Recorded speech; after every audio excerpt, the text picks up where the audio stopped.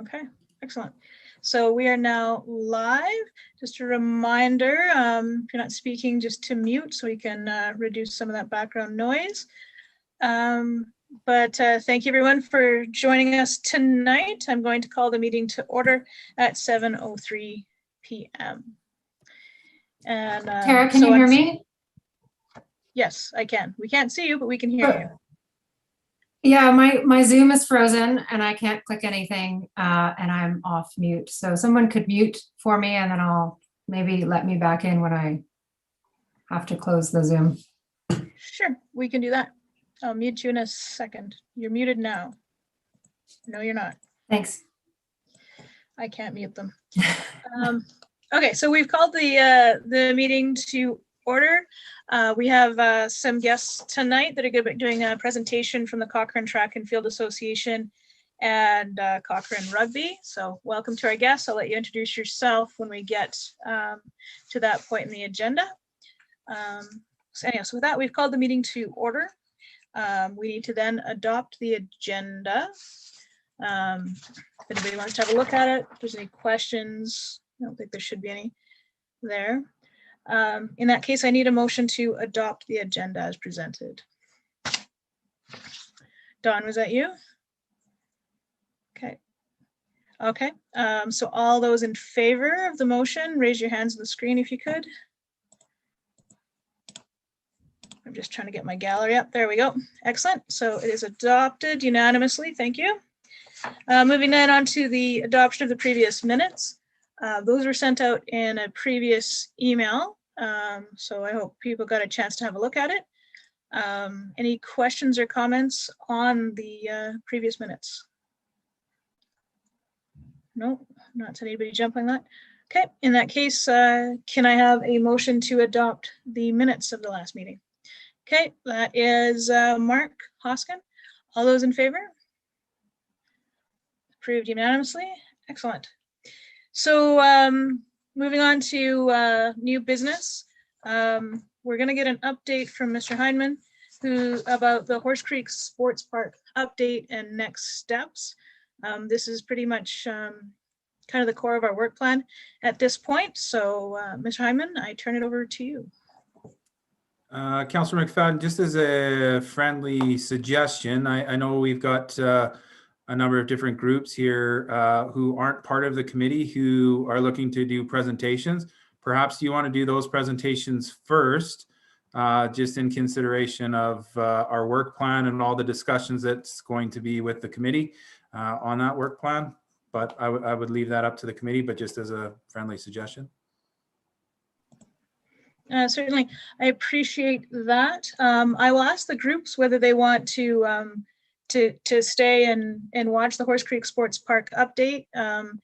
If you're looking at fields, you might be interested in that presentation, or if not, we can certainly advance you further into the agenda. So with that, I'll first ask the Cochrane Track and Field Association if one of your reps would like to indicate whether you would like to stay for the whole meeting or present early. We're comfortable staying for the whole meeting. Okay. Okay. Perfect. Thank you. I appreciate that. Then asking the same question of Cochrane Rugby. Yeah, we've an interest in the Horse Creek, so we would be keen to stay, I think. Excellent. So, Mr. Heineman, if it was an attempt not to have a lot of witnesses, you're out of luck. Everybody wants to hear your presentation. No, I was just being mindful of everyone's time. So certainly, thanks everyone. Just for a matter of introduction, my name is Drew Heineman. I am the General Manager of Development and Community Services.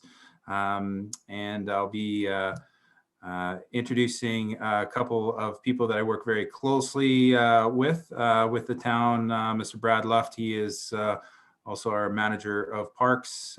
We have Mr. Azam Khan as well. He's here with us this evening. He's our general manager of infrastructure and operations.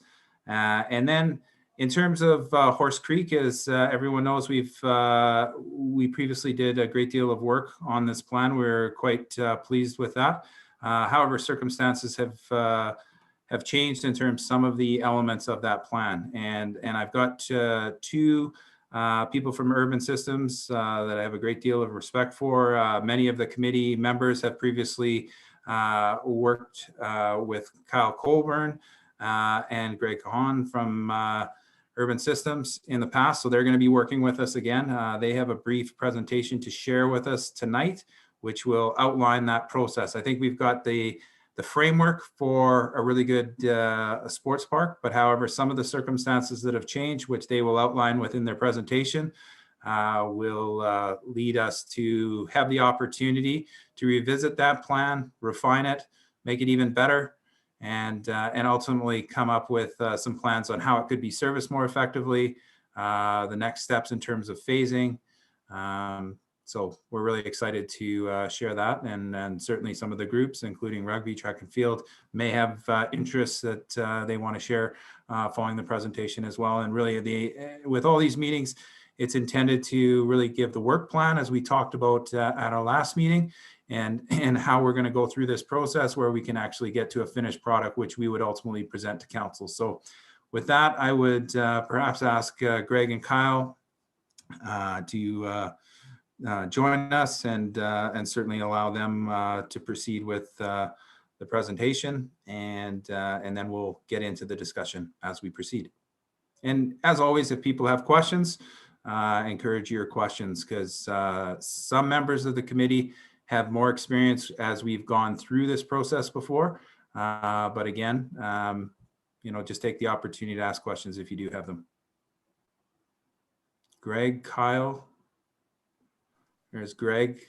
And Greg, maybe if you want to give a little bit of an introduction. I know there's some new faces here. So for both of you, they don't know all the great work that you guys do with the town. So for everybody's benefit, Urban Systems and the town work together on a number of our key capital projects. Greg and Kyle are great resources for us and help us out with a number of different projects. And we're excited to work with them on this one. So they bring a lot of expertise to the table, which I'm sure they will share with you in terms of their respective backgrounds, and then we can get into the presentation. So, sure. Yeah, thanks very much, Drew. Hi, everybody. Greg Kahn with Urban Systems, and I'm a landscape architect. Been with Urban now 10 years and practicing, going on 30 or so, believe it or not. But I'll maybe, Kyle, just let you do a quick introduction, then we can get into our presentation. Perfect, thanks, Greg. Yeah, Kyle Colburn, also with Urban Systems. I'm a civil engineer. I've been working with Urban for the better part of 11 years now, I guess. And I've been working with the town of Cochrane for the past 6 years. Okay, let me see if I can pull up our presentation here.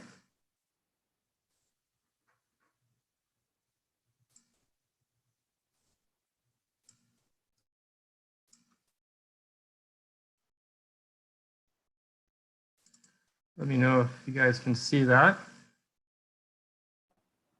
hi, Greg, it's up. We can see it. Okay, great. Can everybody else see the presentation as well? Yeah, I can see Okay. it. Okay, perfect. We just want to make sure everybody's all right. Greg, go ahead. Yeah, awesome. Thanks.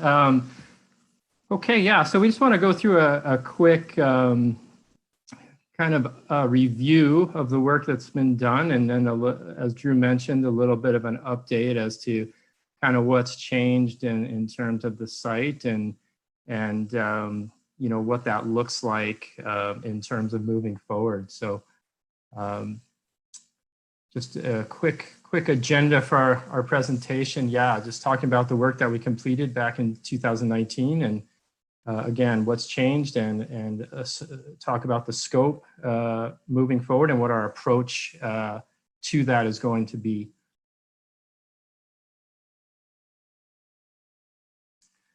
So we've got, this was kind of the scheduled and process we went through back in 2019 with respect to the project, and a fair bit of work went into gathering information, developing guiding principles.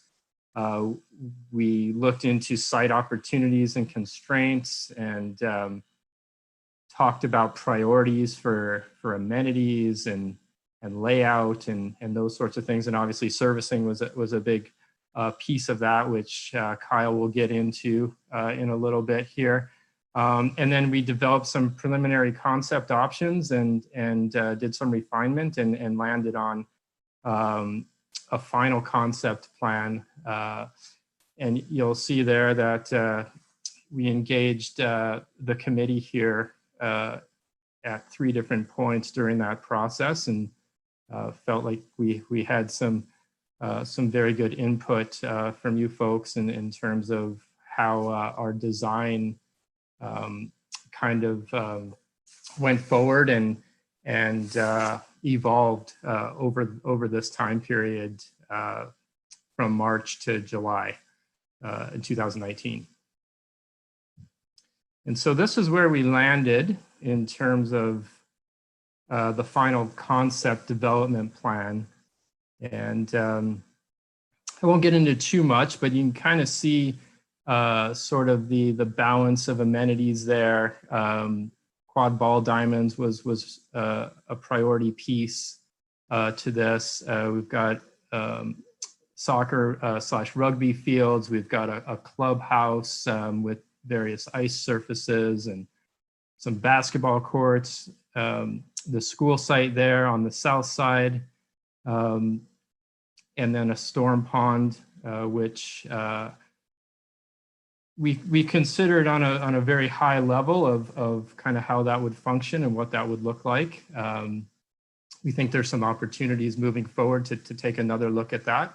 One of the big pieces you'll notice up at the top corner there on the left was a maintenance facility that we were contemplating for the town's operations.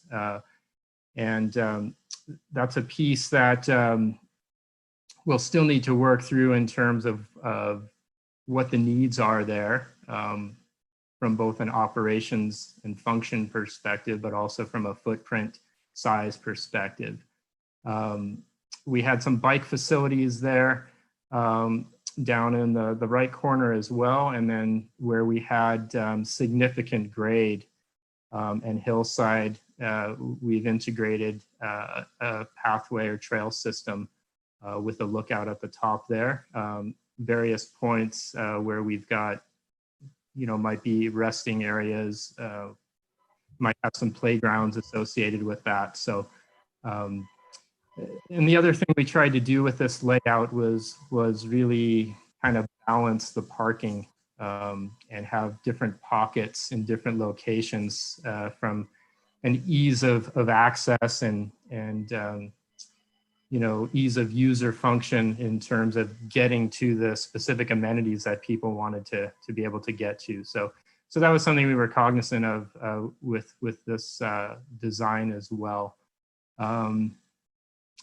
Other than that, where we landed with access was sort of having this collector loop that sort of, again, sort of put you close to every amenity as you would drive around, and having 2 access points we thought made a lot of sense. So that's kind of how the final concept evolved in terms of the amenities associated with it, the proximity to each other, and the layout.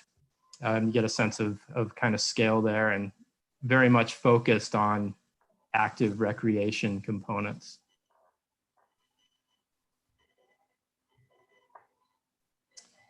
Maybe let Kyle speak a little bit to the servicing plan that was developed alongside that concept. Perfect, thanks, Greg. So yeah, one of the larger challenges that we had to consider during this 2019 exercise was servicing up to that northwest corner, which included that 7-acre maintenance facility. This at the time was one of the main priorities and likely to be one of the first phases of the project. So as you can see from this figure, we were looking to run water lines all the way from the southeast corner of the quarter section, almost up to the farthest northwest corner of the quarter section. and carrying the red line, which is the sanitary proposed alignment from the Heritage Hills development across Township 262, also up to that maintenance facility. As we started to develop this became quite substantial for initial servicing costs. So as we go through into further slides on where we are to date, we'll be able to share some additional information on what's changed from this plan to the previous plan. The other thing we want to highlight is the stormwater pond in the southwest corner of the quarter section. So the entire quarter section generally drains from the northeast down to the southwest. So that storm pond is going to be required to be in that general vicinity, and it's going to be servicing not only the sports park, but also requirements for the Rocky View Schools plate, which is down along the south property of Township 262. The other portion that is a big consideration from the civil engineering perspective is just the overall grading concept. This is an entire quarter section, a large amount of material that needs to be, thought through and phased in an appropriate fashion to make sure that we're managing not only the grades to get this hillside down to flat playable sports field, as well as making sure that it coordinates with that storm drainage and then ultimately the development of the school into the future.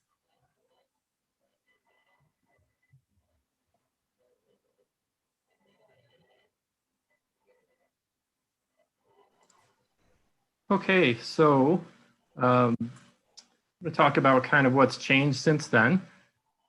And the main piece we want to talk about is the Southland transportation component, which was originally intended to be accommodated on this site is no longer going to be accommodated on the site. So it's freed up.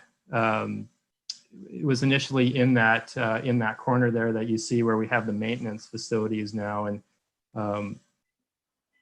that was a change that was made kind of on the very tail end of our process back at the end of 2019.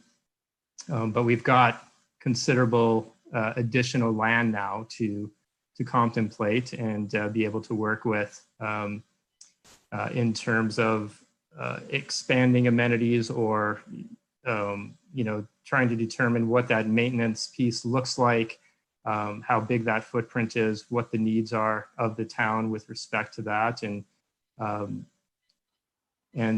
so it allows us a little bit more flexibility than we had originally, just in terms of spatial layout and potential scale of some things that we can work with here. And then some servicing pieces as well. Yeah, so the major, new idea that we are going to be able to contemplate with this change of that 7-acre parcel that was previously designated to Southland is this highlighted area here in blue. So that area right now is immediately able to be serviced with the existing infrastructure at the Heritage Hills water reservoir. Moving northeast of that blue highlighted area would then require some fairly substantial improvements to the reservoir. So this is giving the new project a huge amount of opportunity to relook at how we can initially phase facilities that require water and sanitary servicing into the plan. So, looking at potentially moving clubhouse space within this area could certainly create a faster opportunity to, potentially phase that in with lower upfront costs than we were previously considering. And as Greg mentioned as well, the additional 7 acres that was allocated to Southland, that could be reallocated to many other uses. And one of those uses could be the stormwater pond.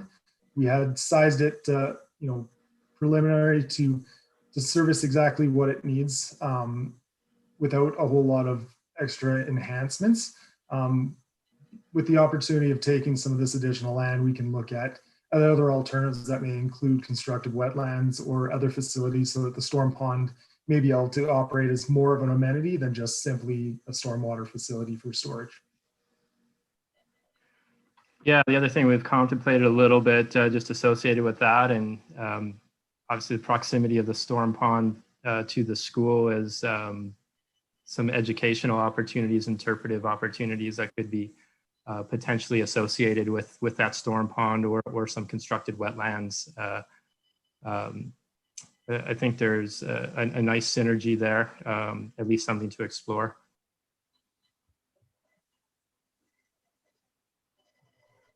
Okay, so we've kind of addressed this a couple of times. Yeah, just getting to a better understanding of operations and maintenance needs for the town so that we can appropriately scale the maintenance facility, and you know, whether it remains up in the top corner here or not remains to be seen. But that's definitely a key point moving forward that's going to help influence and inform some of the other pieces moving forward.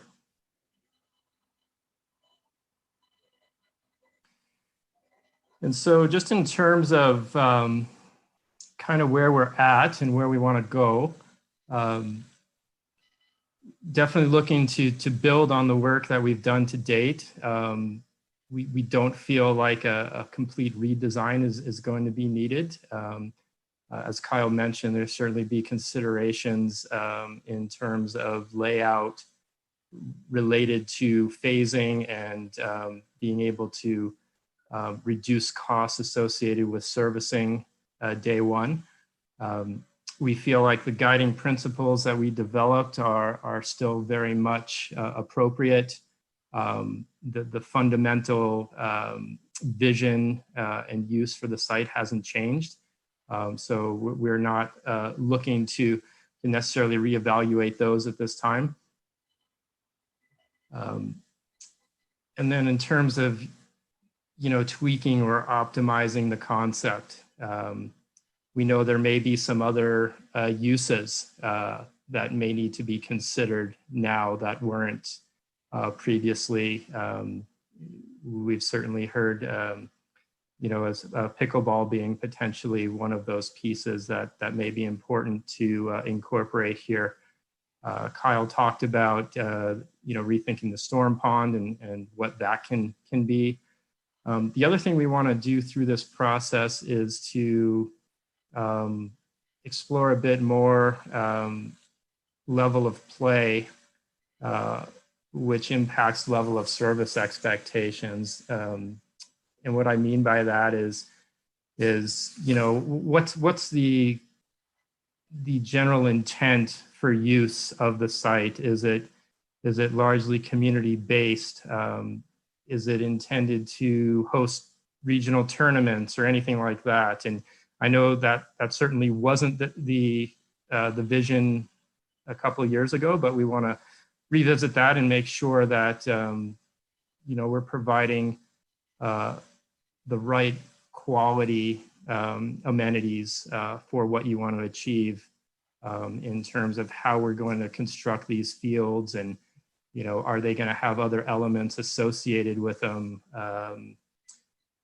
fencing, lighting, dugouts, things like that. You know, what type of level do we want to accommodate there, and then that obviously has impacts on how those pieces will be maintained and what the service expectations will be for them. So that's a critical piece moving forward for this as well.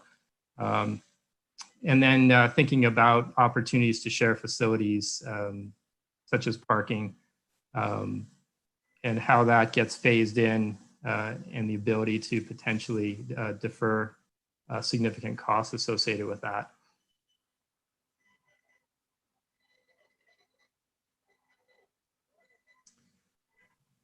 And so as we move forward, we're looking at review of the site servicing and the concept impacts. As Kyle walked you through, obviously the earthworks piece is really important as well, and how we strategically approach that from a phasing perspective. So understanding kind of what the real priorities are day one is going to help inform how we can go about some of those pieces. And then obviously we want to update our estimate of probable costs associated with changes. And then just really prioritizing the phasing and sequencing of construction over time and make sure that it aligns with the town's capital planning pieces as well.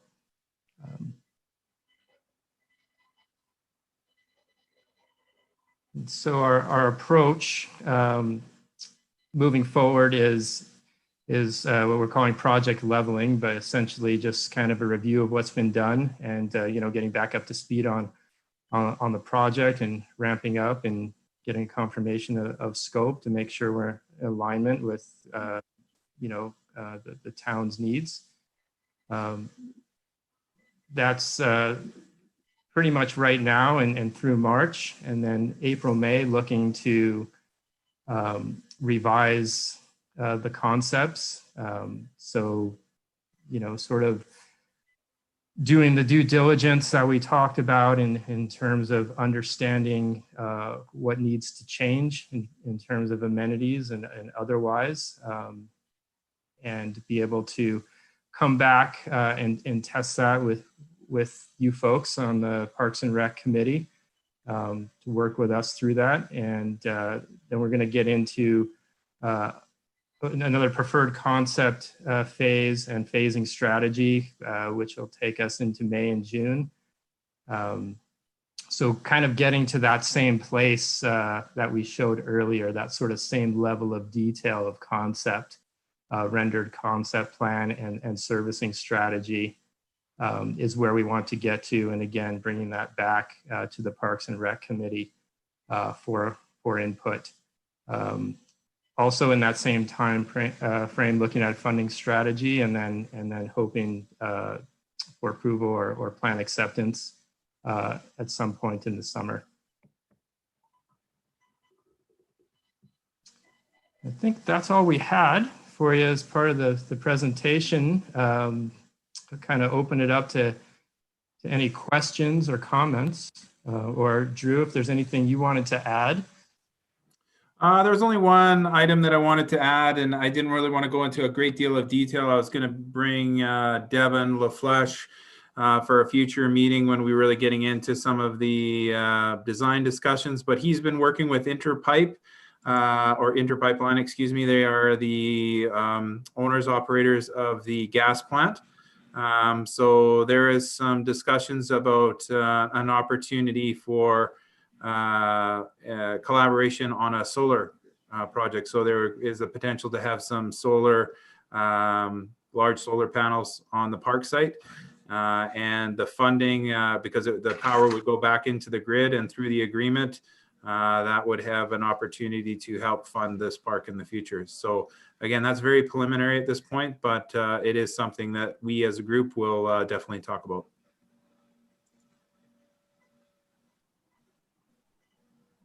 Yeah, so thank you for that, gentlemen. I do appreciate it. I did want to, going to give the members of the committee a chance to ask you some questions here as they arise. But just the first question, I wanted to give Lloyd and our committee a chance to share an idea of his. And I'm not sure if everybody in the committee got a chance to read Lloyd's proposal. But the concept is just to provide access up to the north east corner. But Lloyd, I'll just turn it over to you for a chance to share your thoughts with our contractors and with the committee. Okay. Thank you, Tara. Can you hear me? Okay. Can you hear me, Tara? Yep, we can hear Yeah, you. you're good. Okay. My concept that I put through there, I sent on to the committee just for concept only, is that I've hiked that whole quarter many times, and that upper northeast corner there, the view from there is something else to behold, and it's something that I thought that maybe Citizen Joe, their families and that, if they're not involved in sports, this park is for sports people.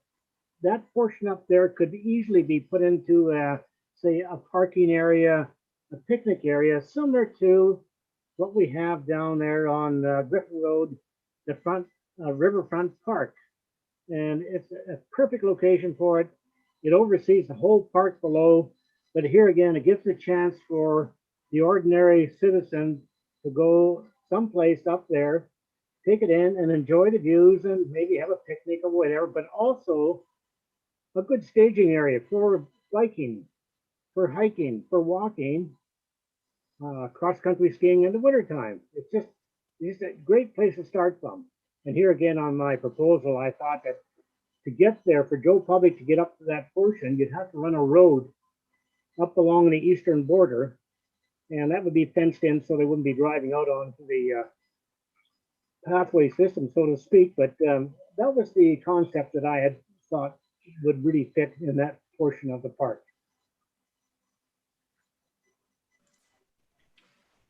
Yeah, thanks for that, Lloyd. I know that some of those things I remember we did talk about at some point, at least having access up to that point. And I know we've shown it as sort of a gathering space and a lookout, but hadn't really developed it much further beyond that at the time. But I know there were some conversations and there were discussion about potential, the ability to get people up to that point. No, I think it would be a real showpiece for the park to oversee the park, because you overlook it all the way down to the mountains and Horse Creek Road. No, it's a beautiful spot. Like I say, I spent some time up there, and I think it's a worthy maybe addition to the park. But here again, it's in concept only. Yeah, thanks, Lloyd, for sharing that. I'll make sure that we share your email with Urban, just so they can add it to their collection of concepts, just so they can see your proposal itself. And so just a review for the committee as a whole. So the site, we've talked about it before. This is the quarter just off Horse Creek Road by the gas plant. It's currently owned by the Rocky View School Board, but we have an agreement to purchase the balance of the quarter from them that they're not going to be using for the high school. And so the purchase of the quarter, that ownership piece hasn't happened yet. And we've been moving through kind of the design of the park overall. And last year, well, sorry, in 2019, I guess it was, we'd had what we called a delegation day, when we had various community user groups that saw themselves on the site get a chance to come and present. And then that feedback, Urban was part of the conversation, then was integrated into that. So that's kind of the story that the committee is coming into today. As you can see, Urban has mapped out kind of a work plan in this project for the next 6 to 8 months, and how this group will be engaged with that. So just for that overview, and I wanted to give Lloyd a chance to share his concept, but I really would like to open it up for questions from the committee, or even questions from our guests.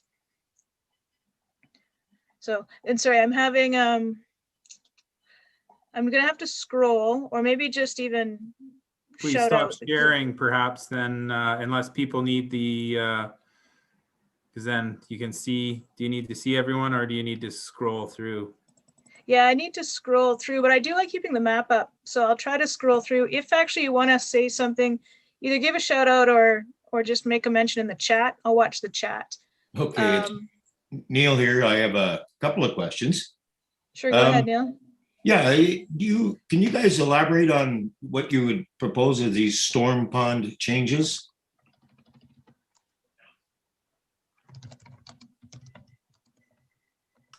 I can jump in on that. So yeah, we kind of had looked at 3 different scenarios back in 2019. The first scenario being kind of the most cost effective, your very typical storm pond that you see in many of the new communities. And that's what we've shown here on the figure that's still being shared.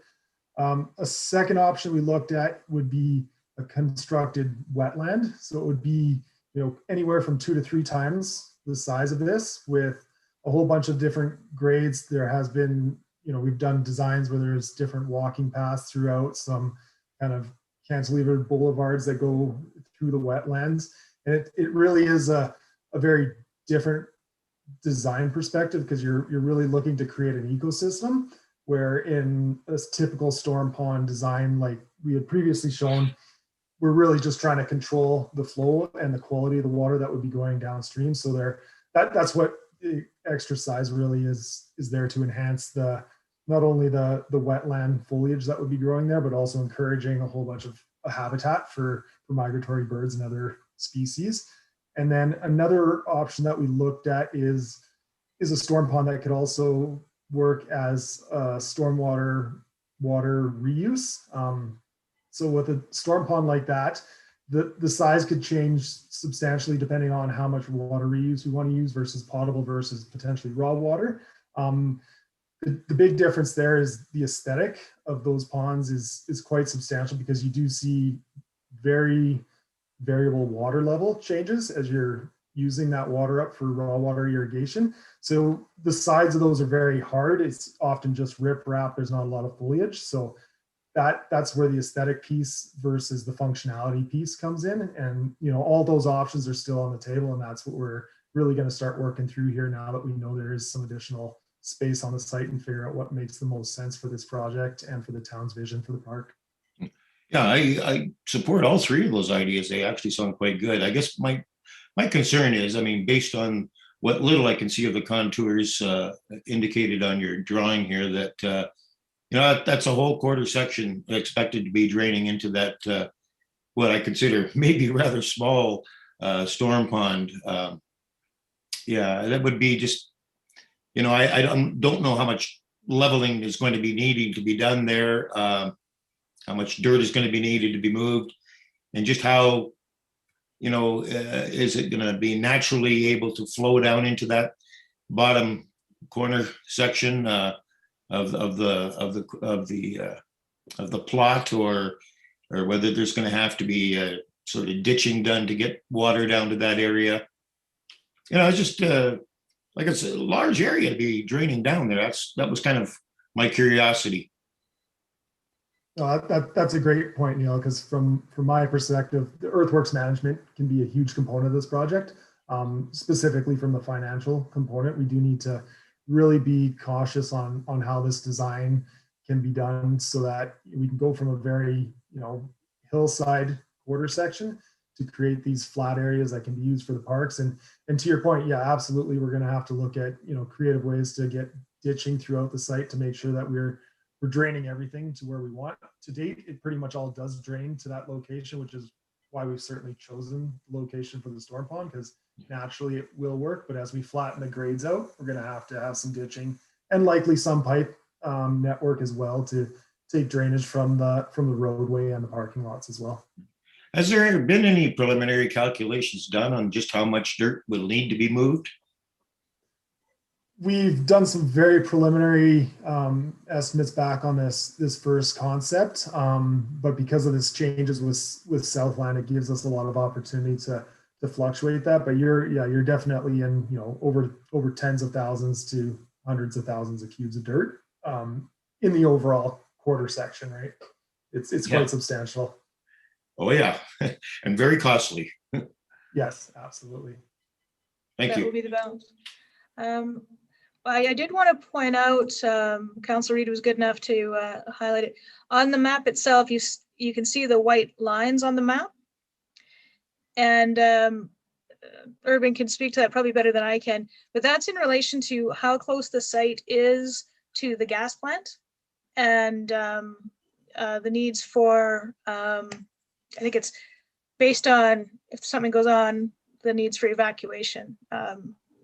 Gentlemen, can you speak to that a little bit? I'd be happy to. It's Councillor McFadden. It's the emergency management zone.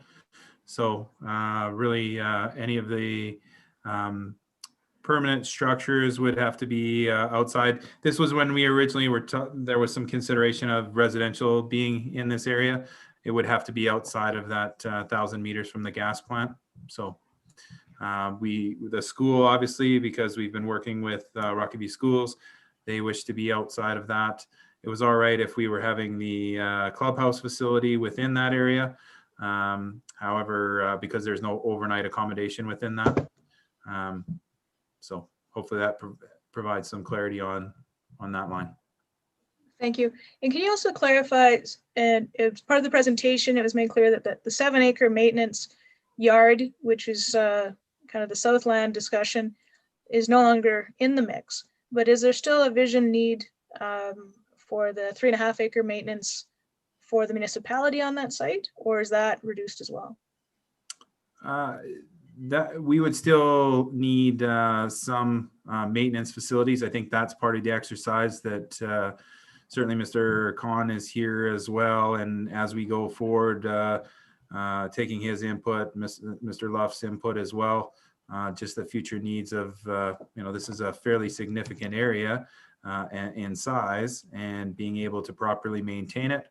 We're going to need the appropriate facilities from a town perspective on this site. So I don't think that the 3.5 acres just disappears. There will be a need to have some town facilities on this. All right, thank you.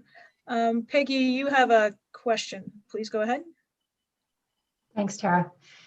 I wasn't involved in the, I saw the design when it came out and everything, and as a local citizens, and I appreciate it. So it's so interesting to be involved now and be able to ask some questions of it some more. But I'm wondering, you mentioned that you're one of your next tasks is to confirm the level of play, level of service expectation. And I'm wondering how you will do this and how it was done already. I'm assuming that you did this in order to come up with this design. Who's going to go there?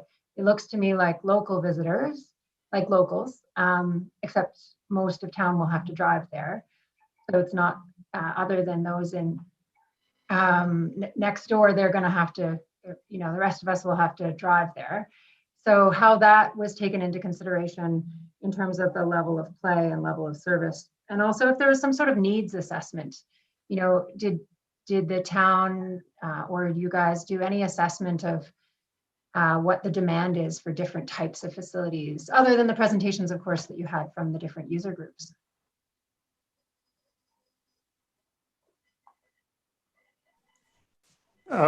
One thing we did do, and maybe not as related to level of play per se, but was related to parking, we did look at a number of other facilities that we thought had similar amenities, and looked at kind of the parking yield associated with those sites, and tried to be accommodating at a minimum of what some of these other regional sites look like in terms of the amount of parking they had available. And so that was one piece we looked at. It in terms of the level of play itself, there was just discussions around this really wanting to be focused as a community amenity and not necessarily looking to draw regionally, although it likely would to some degree, but not necessarily from a formal tournament type of play perspective. Other than that, I don't know that there were any specific needs assessments done, and I'm not sure, Drew, if there might be something I'm not aware of. Or to answer your question, Peggy, in terms of the needs assessment, a more formalized one, there was not one done. It was more based on the delegation day, the input. So it probably wasn't as sophisticated as perhaps some of the ones that you're more used to. Oh, you assume, but I like the just to follow up is attract, it would, with the facilities like the ballpark and the soccer fields would definitely attract people from away from Calgary or Cochrane, sorry, but from Calgary.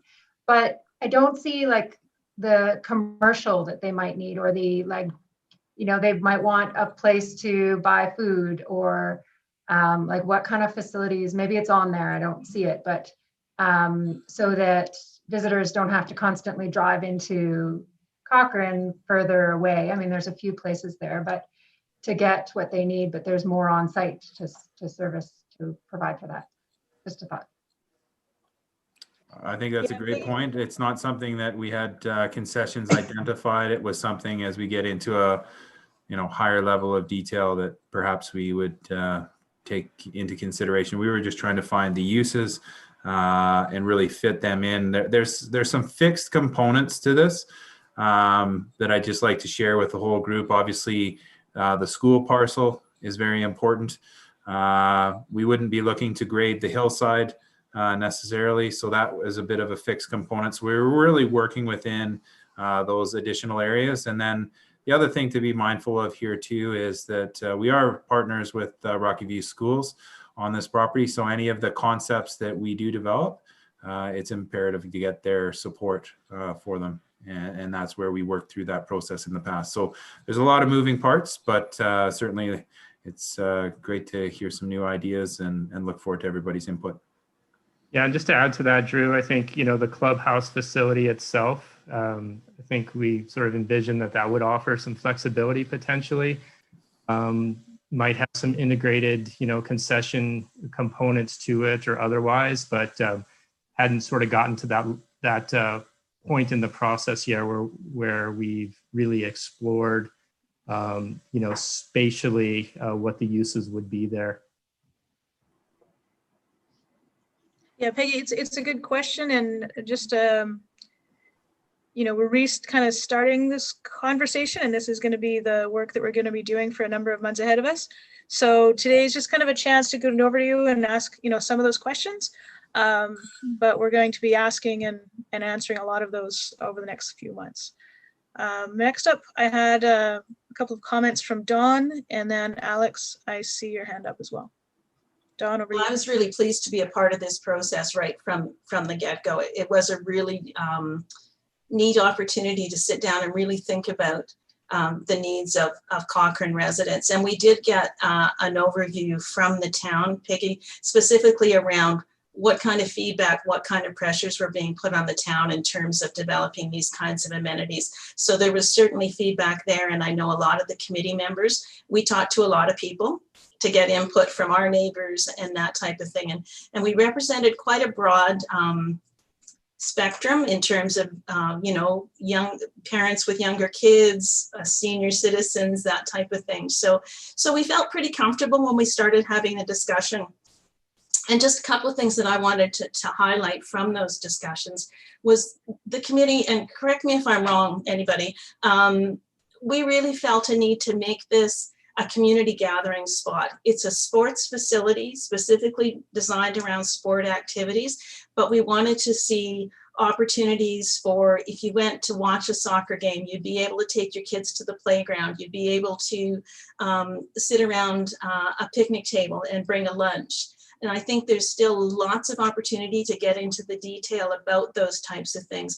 Maybe put a roof over top of one of the skating arenas and turn it in the summer into a picnic shelter with a concession at one end. There's still lots and lots of detail we can get to, but it was really exciting to hear the committee talk about, we wanted this to be something for everyone. And the opportunity there to come with your family, even if you didn't participate in the sport, but to be there and be part of the broader community. So I just wanted to share those thoughts. Thanks, Dawn. It's a good point. And that was through the delegation, when we got that feedback from the various community groups. That was the one thing that really resonated with me, is that every community group, whether it was at what level of competition they were talking about, what they were really talking about was the value of their community and how their sport was building community and family. And I think that's part of what we were trying to build into the overall feel and purpose of the site. So Alex, over to you. I just had a few questions. Judging from Drew's comments, I'm assuming Rocky View Schools is very, shall we say, protective of their site, but I was wondering if there was any way perhaps to work with them in collaborating in a way that we could potentially see aspects of their field used for other purposes when school is not in use. So that's during the summer or in the evenings, having some kind of multi-use facility that the community can also use. That way that site doesn't just stay vacant. while school's not in use. Yeah, Alex, if I can just clarify, and Fiona's here as well, and she may wish to clarify, very collaborative with Rocky View Schools. There was going to be an integration, use of the different fields and opportunities really for community use. I just wanted to make sure that everybody was aware that whatever changes we do make, that it'll be very important to involve Rocky View Schools as they are our partners on this. I just had a few other as well. I understand that, as I recall from reading when this concept was first proposed, Township Road 262 was going to be upgraded to a collector as part of the construction. And I was wondering if there's any idea of perhaps eventually including some kind of pedestrian component to sort of eventually link the park to other communities, such as perhaps Sunset to the east, sorry. I think, Alex, the opportunities for the pedestrian connections really come through particularly the Ag Society. Again, there's a lot of topography in between Sunset and this site in particular. So that might be a little bit more challenging. But again, I love the ideas that you have. I think, I believe Peggy was mentioning a lot of people will be driving out to this location. I think one of the things that we would like to see is providing all the opportunities for people to actually get here in other forms of travel as well. So whether that's various pathway connections, transit, all sorts of different ideas. It's a good question, Alex. It is really going to be important that we make the access to this as multimodal as possible, whether it's pedestrian, cycling. The parking's always going to be a part of it, transit, Heritage Hills. The Sunset connection is going to be difficult because with the highway and the intersection, there's such a geographic boundary or barrier. Next up, we have a question. Sorry, it's Mike, right? Mark's butter chicken's messing me up. Mark, did you want to just clarify your question around the washrooms on site? Sure. My question was relative to the washroom, and but first off, Kyle and Greg, thank you for your presentation. It was great, and everybody's work on the project. It looks great. I was wondering about the washroom. Could it be more centralized relative to the soccer and rugby field, in such that when the small kids are playing, if they need to go use the washroom, it's going to be a long jaunt for them to pop over there, and it'll take a coach to go over with them so they can do it safely. Is that something that could be done so the clubhouse is somewhat central? Yeah, I think that's a good question. And, those are important logistics to think about for sure.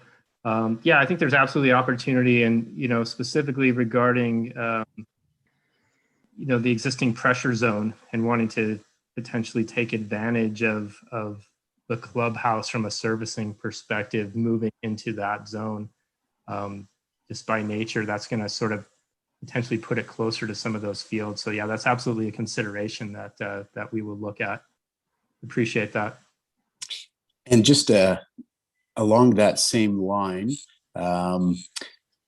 having kids that are a bit younger that play rugby and soccer, the pitches, if you could turn the pitches so that they are sideways to the parking stalls. So during winter, while the kids are still playing and you're watching, it's easier to watch in the dead of winter or the snow that's in our spring from the car. So if it's at the side of the pitch, it's a lot better, if that makes any sense. Yep, no, absolutely.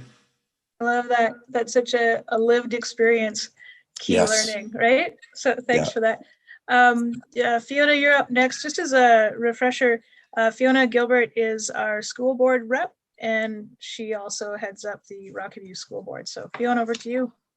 Sure. I just wanted to, commenting with Alex, also sort of commenting around the shared use, and Drew commented a little bit there, but I think I'll just maybe add a little bit and put in some other perspective here for the group. Absolutely, Rocky View Schools wants to collaborate and have as many joint use facilities, whether that's fields or buildings or that sort of thing. So if there's opportunity for that, we're very open to having those discussions. The other piece I think that's important maybe for the committee to be aware of, just in case you're not, from a Rocky View Schools perspective, this high school is still a number of years away.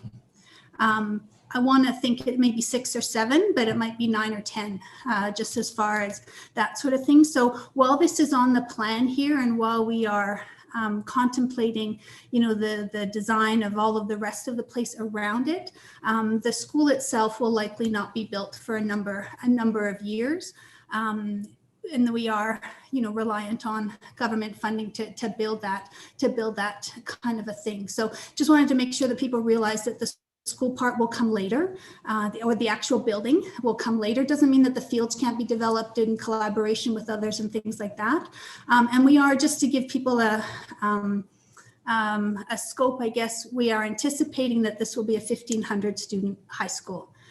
So I know we have the principal of Cochrane High on the call here, and I would imagine that with a 1,500 student high school, we might need to expand that parking a little bit, because I know parking at a high school is always very challenging, as I know Anne and Tracy, if you're on the call. But just to sort of help people understand that the high school is on the plan, but it likely the rest of it will be built up around it before the high school comes online.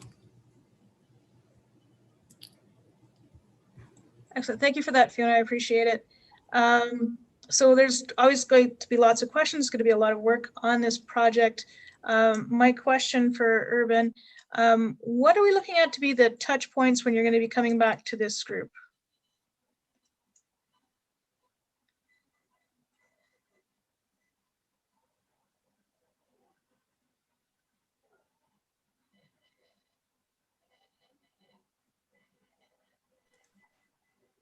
So I think just based on kind of how we've outlined the approach here, I think, we want to look at obviously some options review and considerations of some of the things we've heard tonight, as well as some other pieces of input that we'll need to work through.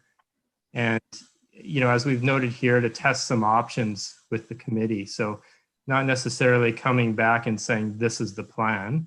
But here's some options, based on the feedback we've heard.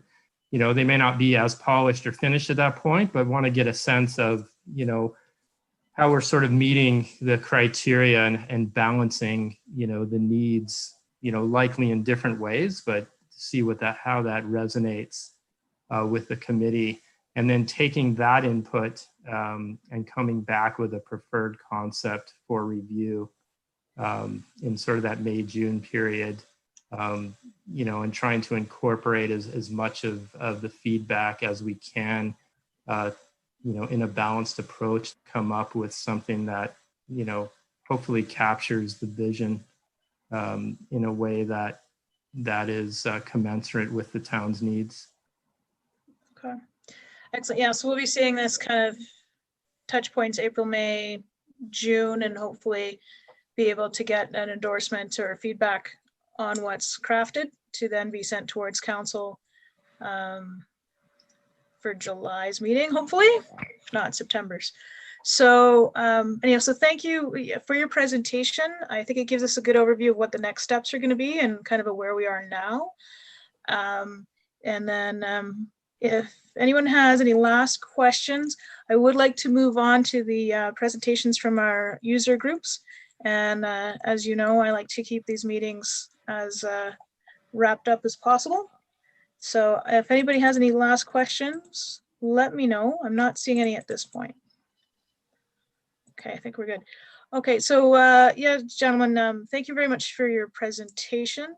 I look forward to working with you and just tweaking this and coming up with an even better plan. I know the community is really excited about it. So thank you very much.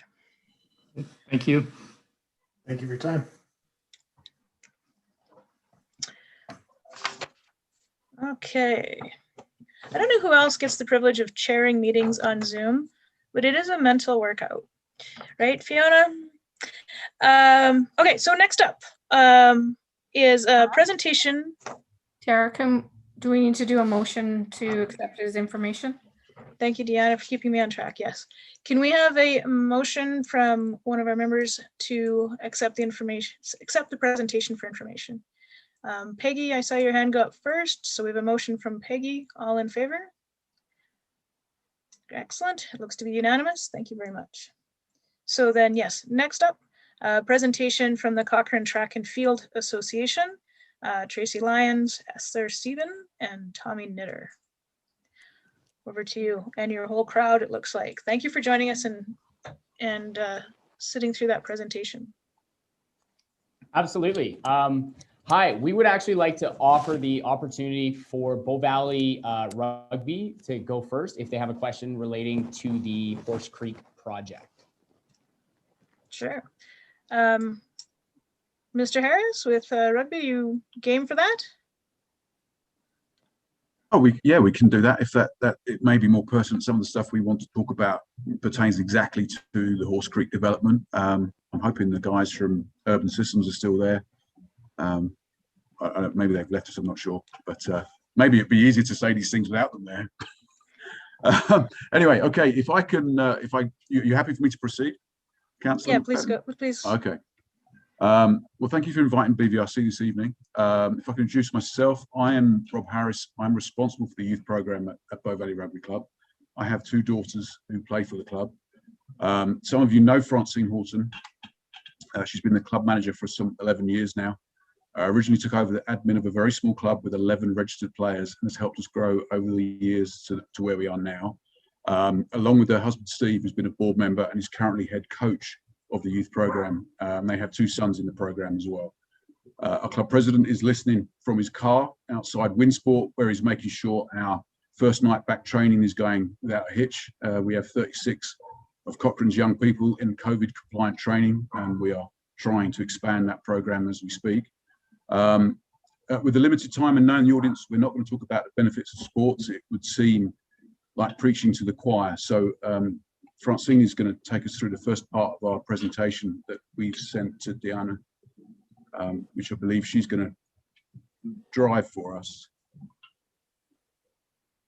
Hi, yeah, Deanna, I think you were going to put the slides up for us. Yep, fabulous. Okay, so if you could take us to slide 2, please, that would be fantastic. Okay, so as Rob introduced me there, I'm Francine, been with the club now for some 11 years as club manager. So I think we just wanted to share with you kind of how we got to this point, where we are at the moment and where we would like to be in the future. I think it's fair to say that the rugby club feels a little overlooked. I don't think it's through lack of trying. Maybe we just didn't go about it the right way, didn't speak to the right people. So I think we just want to get back on board with the town of Cochrane and the committee, just so that we can expand and grow. So who are we? We're a community rugby club, obviously, and we've got a large number of players that are in Cochrane, but also travelling from outside of Cochrane as well, from Bragg Creek, Sundry, those kind of areas. We've got tots right up to adults, men and women's teams, and we run almost entirely on volunteers. We've got lots of them, from coaches to the board members, and they are what make our club so great. Now, we realise that long-term fitness is in line with the Sport for Life model, which is definitely the way forward. I know it's a buzzword there for Leah. We want to promote physical literacy, but not only playing rugby, but as Rob mentioned there, we have some kids at Winsport this evening. We've partnered with them so that the kids can learn how to get strength, power, speed, those kinds of things, and not just focus on rugby. If you could just take us to the next slide, please, Deanna, that would be awesome. So our philosophy is to allow everyone to grow and develop in their own time, in their own bodies. That means if you're not the best player, you're not going to be cut from the team. You don't need to fret over tryouts. We don't do tryouts. Basically, if you turn up, you play. We don't penalise kids if they miss a session or it's Granny's 90th birthday and they've had to go off and go to a party. You turn up, and as long as it's safe to do so, you play. And I think that's a really important message to get over, that all kids play. If you could just take us to the next slide, please, Deanna. So this chart, from 2011, which is kind of when I kind of came in and started looking after the club, has had tremendous growth. 2020 was going to be an absolutely fabulous year. We had lots of things lined up. At the high school, we had twice as many girls sign up as normally does. So we were really on track to have a fabulous year. And we were going to be launching a new under 7 and under 9 program locally, and all games and everything were going to be played locally. And we were basically going to reduce the rates right down for that. Promoting inclusivity. We wanted to attract as many kids as possible, you know, come and just enjoy, have fun. Our plan is actually to reach 500 registered players in the next 5 years. We're on track. We're at 328 at the moment. I don't know what it will be like when we get back from COVID, but hopefully we can build on that number. Okay, if you could take me to slide 5, please, Diana. Yeah. Okay, so I've touched on some of our strategies that we're going to be working on. But I think another important thing is we want to get more of our coaches trained up. We want to be able to accommodate larger groups. So, you know, it might be that we can expand that much that we can take on an under 5s age group, which we don't currently have. You know, we just want to get a lot of young people through the door and moving around. The picture here, sorry, I lost my place there. The picture here is actually the boys who went on tour last year. I think Butter Chicken, or Mark Hoskin, as he's better known, I think his son's actually in that picture. We took them on tour. We took 60 kids on tour last year, and it was absolutely fabulous. It was a great team bonding thing. We were showing the kids where rugby can take them, which really is anywhere in the world. So we split them into 2 teams, and they went over to Vancouver Island, and they all had an absolutely fabulous time. We'd like to carry on giving them more opportunities like that. We also want to be going into schools to provide more training during the phys ed sessions. We've done it in the past. We've kind of got into some of the schools. We'd like to go into more of the schools and just get the kids moving, you know, and showing them how great rugby is, obviously. What we did last year, we started off some newbie sessions, for want of a better expression. And that was to attract older children that perhaps hadn't found their sport yet. So those teenagers that couldn't really figure out what sport was for them. You know, they were overlooked maybe by other sports, you know, because they didn't quite fit the mold, maybe. So, yeah, if you could take me to slide 6, please, Deanna. Fabulous. So I've actually put quite a lot of information there, which I'm sure you can read later. But I think it would be safe to say that inclusivity is our biggest selling point.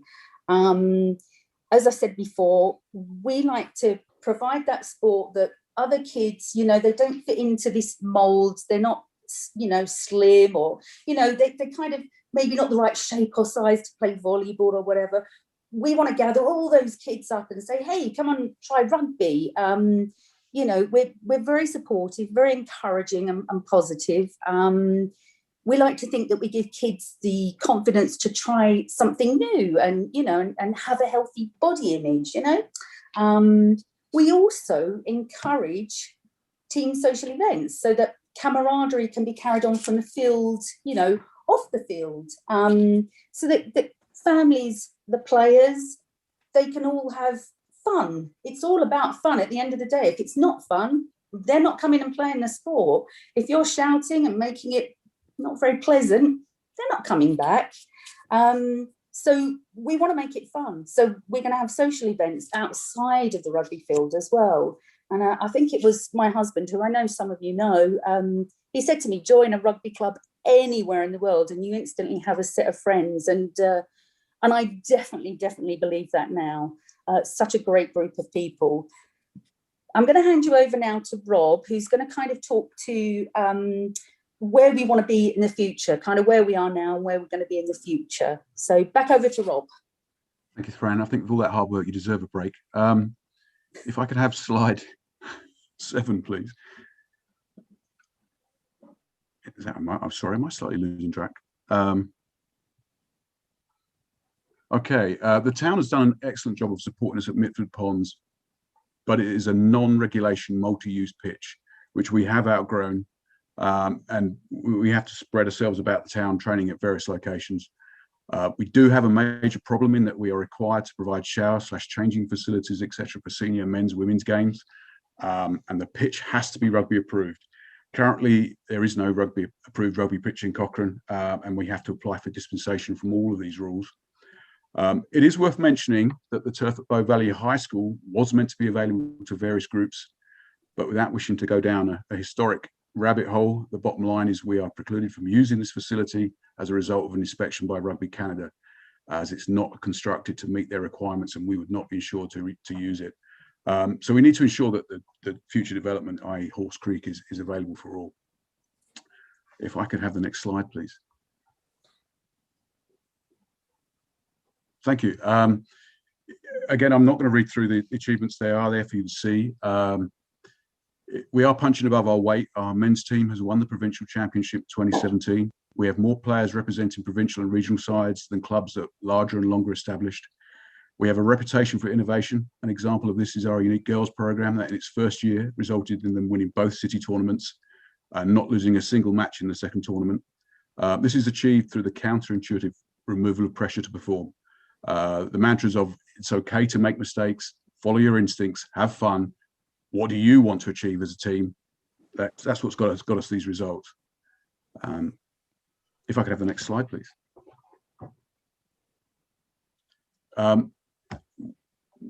Touring is a big part of rugby. As Francine mentioned, we've toured and taken 60 young people from Cochrane and the immediate surrounding area to Vancouver Island, and clubs have come to play with us, and we want to do that and expand that and bring more business to the town and visitors.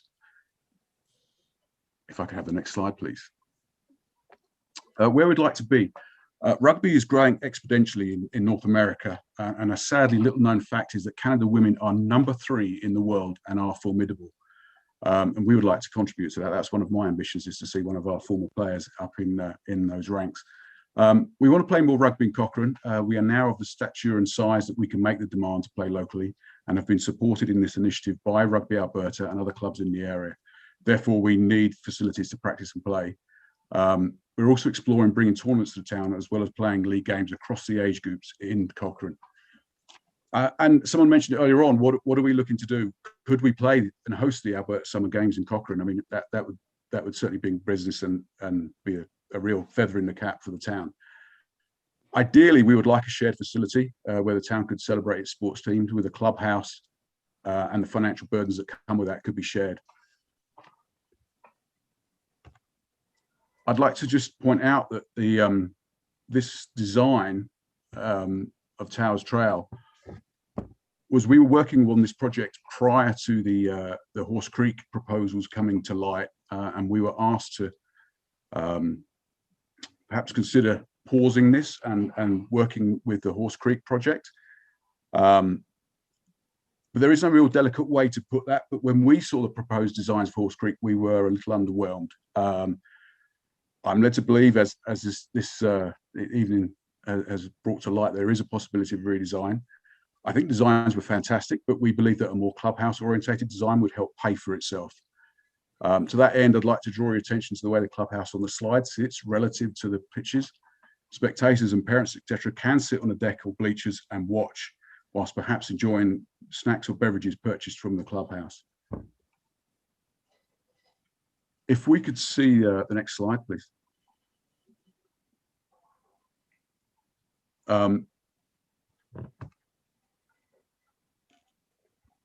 as we've spoken about, it is about us being able to bring more rugby into Cochrane and keep the business in Cochrane. Currently, we have to go into Calgary to play, and obviously we're exporting hundreds of young people out of the town every weekend. So again, we would like to be able to keep that in the town, and we think it's important to help us grow as a club as well. I think the awareness of rugby in Cochrane is very low, and it's something that we're having to combat. If I could have the next slide, please.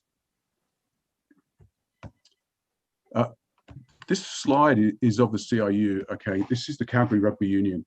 The reason we put this up is because we think that this is an example of how this facility in Cochrane could help pay for itself. As you can see there, the deck overlooks one of the main fields, so you can sit and have a drink, have something to eat, purchased from the facility, and watch sport. The room itself, you can see the design is there. That's used for fundraisers, meetings, and is hired out.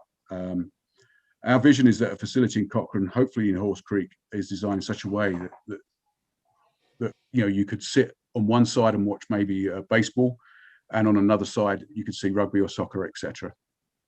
And the vision would be that the clubhouse would become the field sport hub of Cochrane. It would be fantastic if we could all support each other, perhaps when tournaments or big games are on, the word could go out and we could all generate crowds to come up and support the local teams, and again purchasing snacks and drinks from the bar and sit and watch them cheer on the local team. If I could have the next slide, please.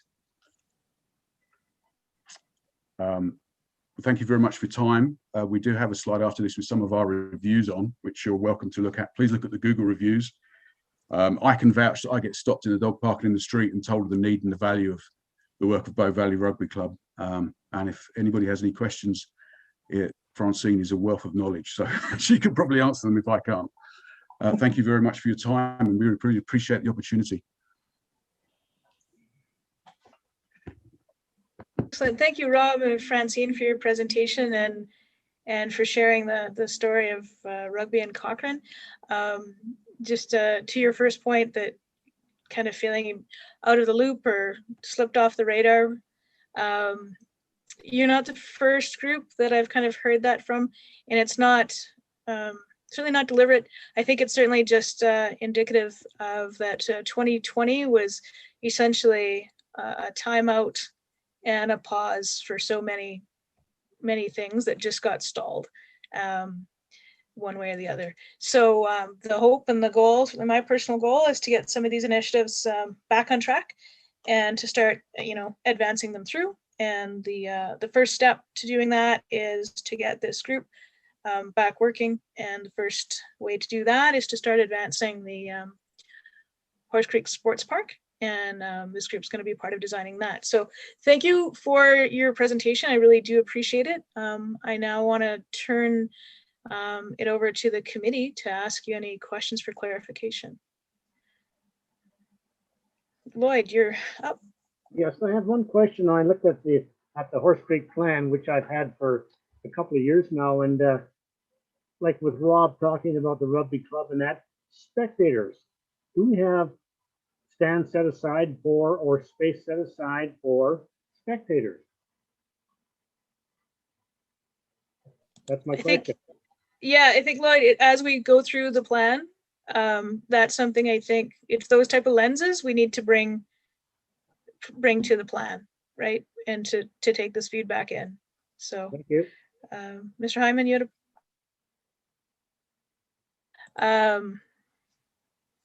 yeah, so other questions? Somebody must have some. I just have a comment. Yes, Peggy. I absolutely adore rugby. I played it at university for state, actually, and I totally echo what Francine was saying about being a unique sport that, especially for girls, that gives them there's no any size, and there's so many different positions in it. But so I'm surprised that you guys never presented before. Maybe there's just a mix-up in communication or whatnot. But And then I'm also, I mean, I go back, then my suggestion of the needs assessment was not to challenge what was done previously, but really honestly, have we done a recreation survey in Cochrane already and understand all the different interests and varieties from that sort of quantitative perspective? That's again, not a question for you, Francine, but comment. Yeah, Peggy, thank you for it. I think your comment may have even echoing some of the items that Dawn's been trying to champion is perhaps a need for the municipality to start being more deliberate in how we're approaching our recreation and our parks. And this is a first step towards that. Perhaps in context, it's the community itself has grown so fast in even the last 10 years that sometimes just think about the gaps. It's more like your teenager can do so much, but sometimes the shoes don't fit still. So we're getting there bit by bit, but I really feel that this community or this committee and some items we can champion on council can really allow us to get more deliberate. Sorry, do you have a question? Sorry, Derry, your question. Yeah, this is a question that is not necessarily directed for Bow Valley Rugby, but it will be pertinent to some of the things you said about as we go through the Horse Creek planning. So Tara, will there be an opportunity for the various groups like Bow Valley Rugby Club and Cochrane Track and Field to provide written comments on the Horse Creek plan at some point in the process? It's a good question. We'll have to put some thought to how we reconnect with the engagement. Because the initial thought was we'd had with the delegation today, a lot of fresh eyes. The plan was then built out, balancing out the needs of the municipality and that lens at the time. Because of the change with Southland not being on the site anymore, the needs are still there, but it does allow for some fairly significant redrawing of how the site is going to be laid out, and also allows more space to provide more things. So, it's back to the NAP with some big tweaks, but I think it is important to make sure we find a way to engage those user groups that are going to be, part of that story.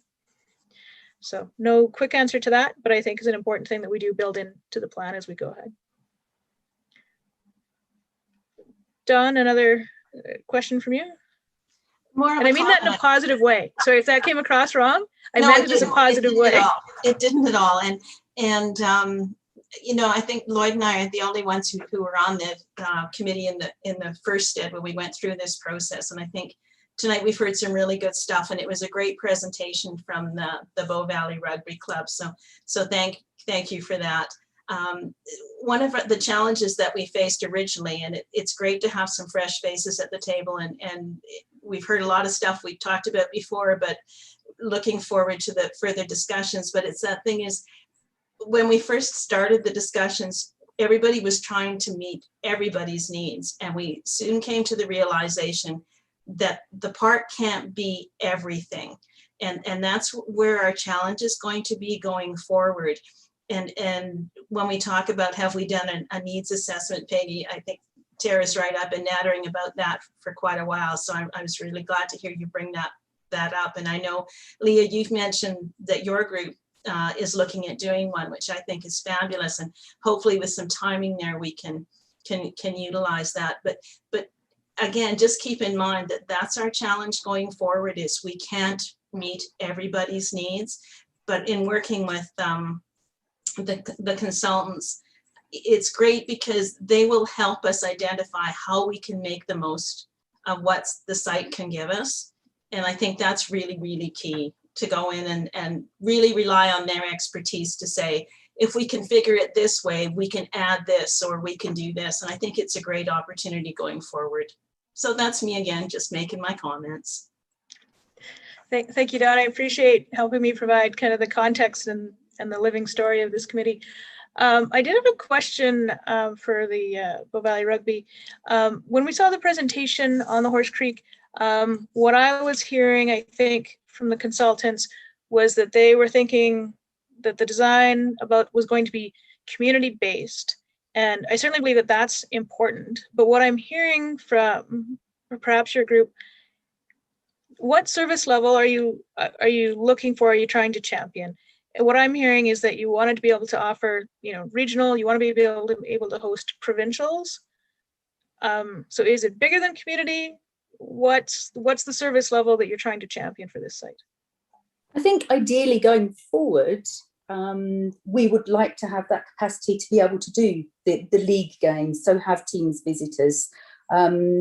Not necessarily in the beginning, but we would like to be able to get to that point in the future.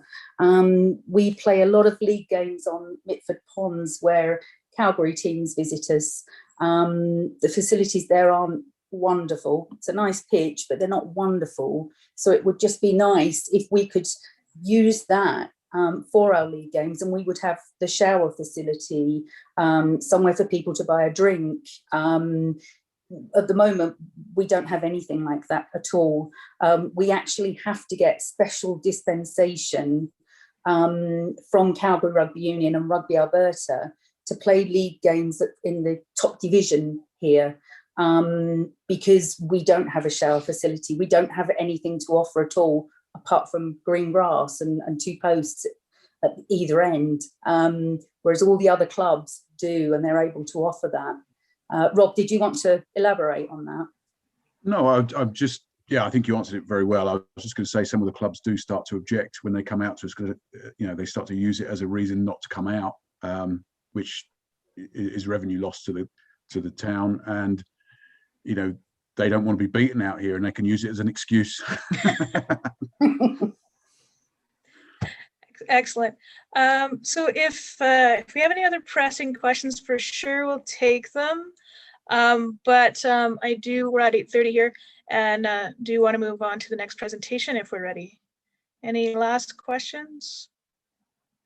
No, looks like we're good then. So so thank you very much for your presentation. If you'd like to stay through the next presentation and understand perhaps another item that's being championed, I always believe that the more engagement and the more we understand what everybody else in the community is doing, the better off we are. So if you could stay, that'd be great. And thank you. And you will continue to be engaged through this project. And thank you for providing your lens tonight. I appreciate it and your time. So with that then, we do need a motion to accept the presentation for information. And that's coming to us from Mark. All in favor? Passed unanimously. Excellent. So thank you very much. I appreciate that. So onward. Next up, we're getting a presentation from the Cochrane Track and Field Association.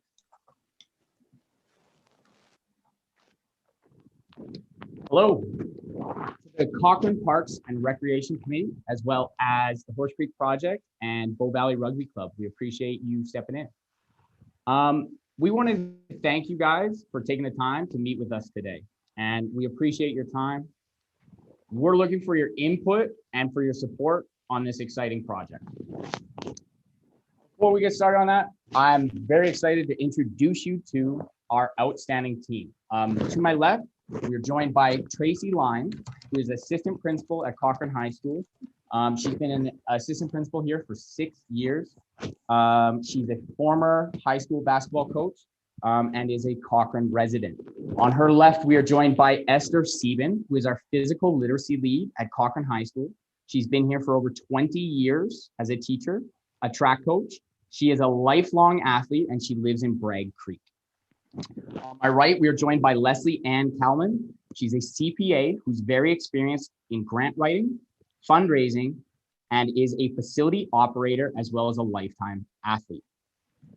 Lastly, I'm Tommy Knitter. I am the athletic director at Cochrane High School, as well as a football coach. I am also from this community, and I'm a Cochrane High alumni. One of the cool things about being in a position where you're an educator and a community coach is you get an opportunity to change lives.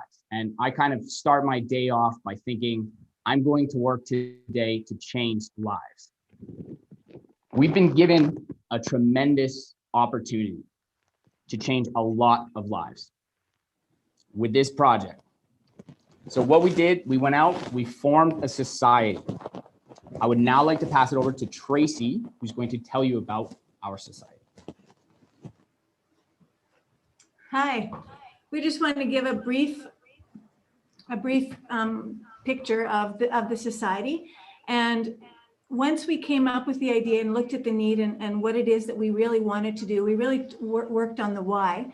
So we came up with our society objects. And the society objects that came to mind are to build, maintain, and operate a multi-purpose field and athletics track for recreational, artistic, and cultural purposes. To ensure the facility is available for public use is huge for us, and to stimulate our local economic activity. So those were the three objects of our society. And moving forward, we moved on to the why, and we were thinking that, you know, what is it about? I guess before we do the why, we need to do why not, or what this is not about. This is not about Cochrane High, although many of us are working at Cochrane High School. This is not about Cochrane High School, and nor is it about any one particular sport or any one particular group. What we were really looking at is a big vision of what are the possibilities here. So we took the Cochrane Track and Field Association, and then we started brainstorming together about what is our why, what is our purpose for this? How is it going to bring together all of the town, the residents from the town and our surrounding areas, thinking about the Rocky View County as well as the town of Cochrane. And one of the things that came to mind right away was, if we're looking at this space, we have a field and we have a track around it, and where it's situated in the center of the tri-school site. And the tri-school site being, you'll be shown that in a minute. What is that? What can that do? So when we're looking at that, we're looking at the Cochrane High School, of course, we're looking at Manichab in the middle school, and we're also looking at elementary school, the Elizabeth Barrett School. So the opportunity there for physical literacy, for even we're looking at those three schools together. The cross grade, the opportunities for cross grade, cross curriculum, the outdoor classroom that would be available, the opportunity when we're looking at space and usable space. If we have a field such as this that we're proposing, 5 times more usable hours than the current field that we have. We're looking at safety, and we're wanting to make sure that whoever's out there is out there and they're able to play safe, or whatever it is that they're doing. We wanted to break it, including the tri-school site. It's not just about the tri-school site. It's also about every single school in Cochrane, all of Rocky View schools, and even beyond that in the county. So we're looking everything west and around. So we're looking at building those bridges with Bow Valley High School and Cochrane High School, which has forever had this, you know, nice competition between the two. But we want to have this space so that they'll come here and they will be working together. It won't be an us versus them. It will be a together. We're looking at, I think a huge piece is the mental health and wellness of not only our students, but also our residents of the town, our residents of the county, and I think our collective well-being. And this space and this opportunity has that possibility, I'm going to say, and the hope that, especially now that we're right in the center, dead center of COVID, and people are so tired of being stuck inside and not being able to interact with one another, this space and this place and this opportunity, I mean, there's so many possibilities. We can't even share all of them because we brainstormed, but we certainly don't have all of the answers.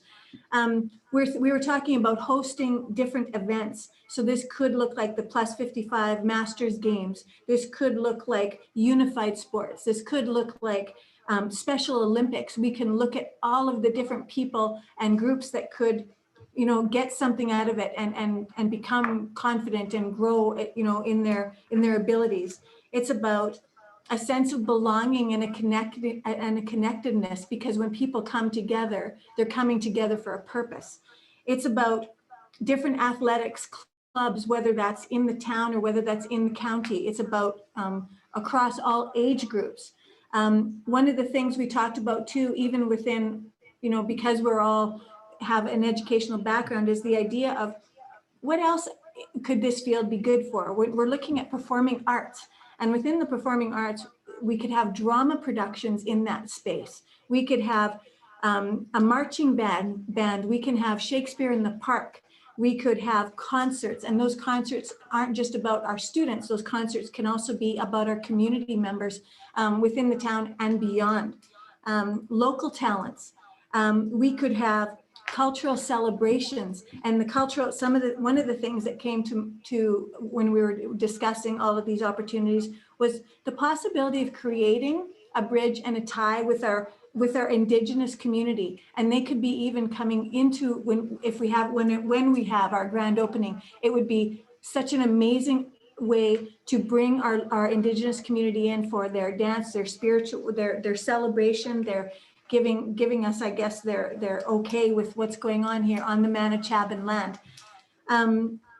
We're also looking at the growth and the population of the town of Cochrane and how it continues to just explode. And I'm thinking when we looked at one of it was actually the Rocky View needs assessment. We were looking at population growth and what that's going to be looking like in the next while.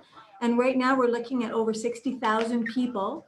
Town of Cochrane, 34,000 or just over 34,000 right now. And then if we look beyond that into even the west side of Rocky View County and look at all the schools and all the people there, we're looking at over 60,000 people that this could affect.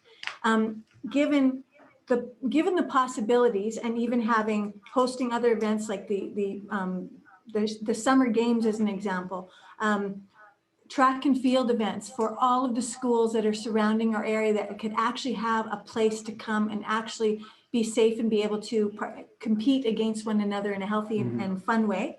And yeah, I think that's it for our why. And yeah, I'm sure there's more why. There's more part of the why. Yeah, one of the other cool things that we're hoping to bring in would be, the idea of bringing in sports camps that are put on by university institutions, things like that. Just athletes learning from other athletes, things like that. We're gonna move on to our physical literacy specialist, which is Esther Sieben, and she's going to touch on what the need is for this within our community.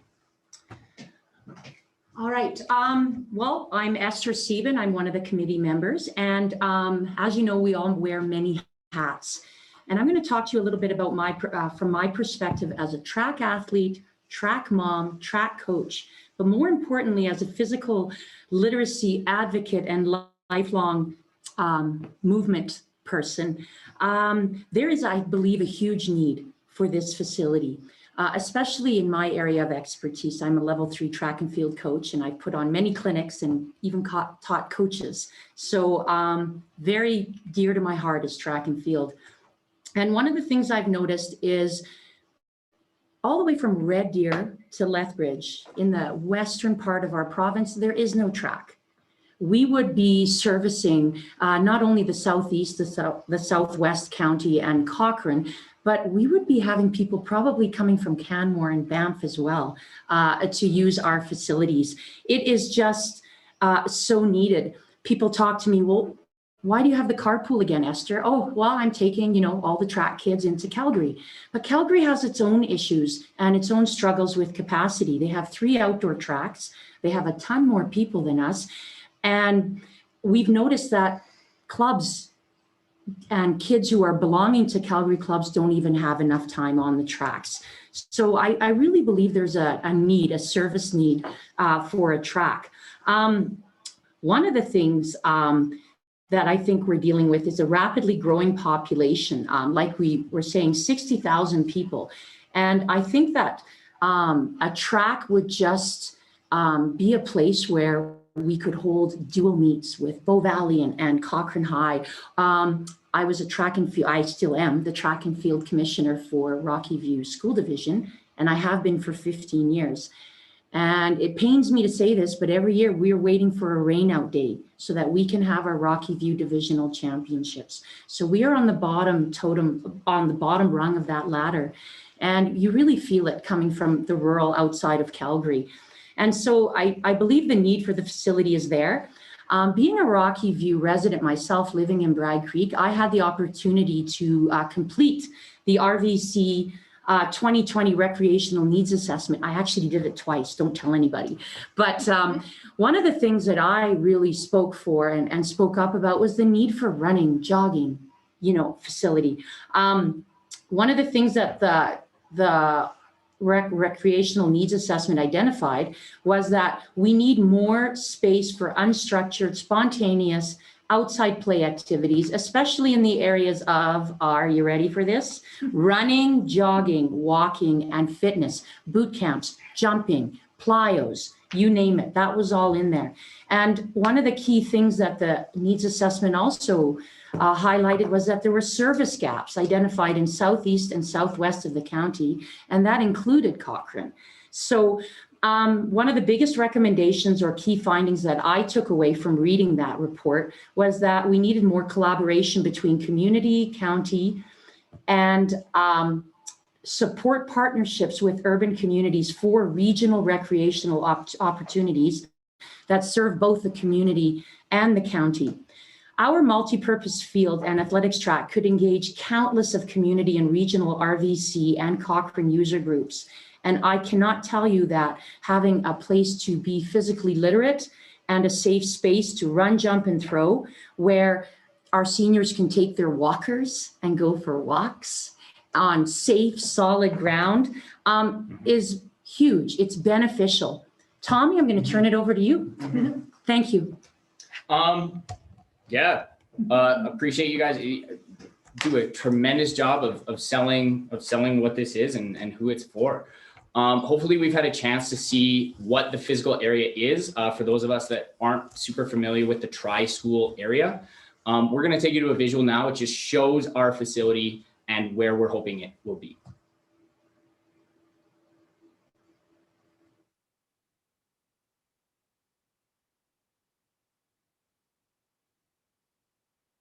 So yeah, my understanding is that right now you guys are seeing sort of our aerial view of the tri-school area. Hopefully that is correct.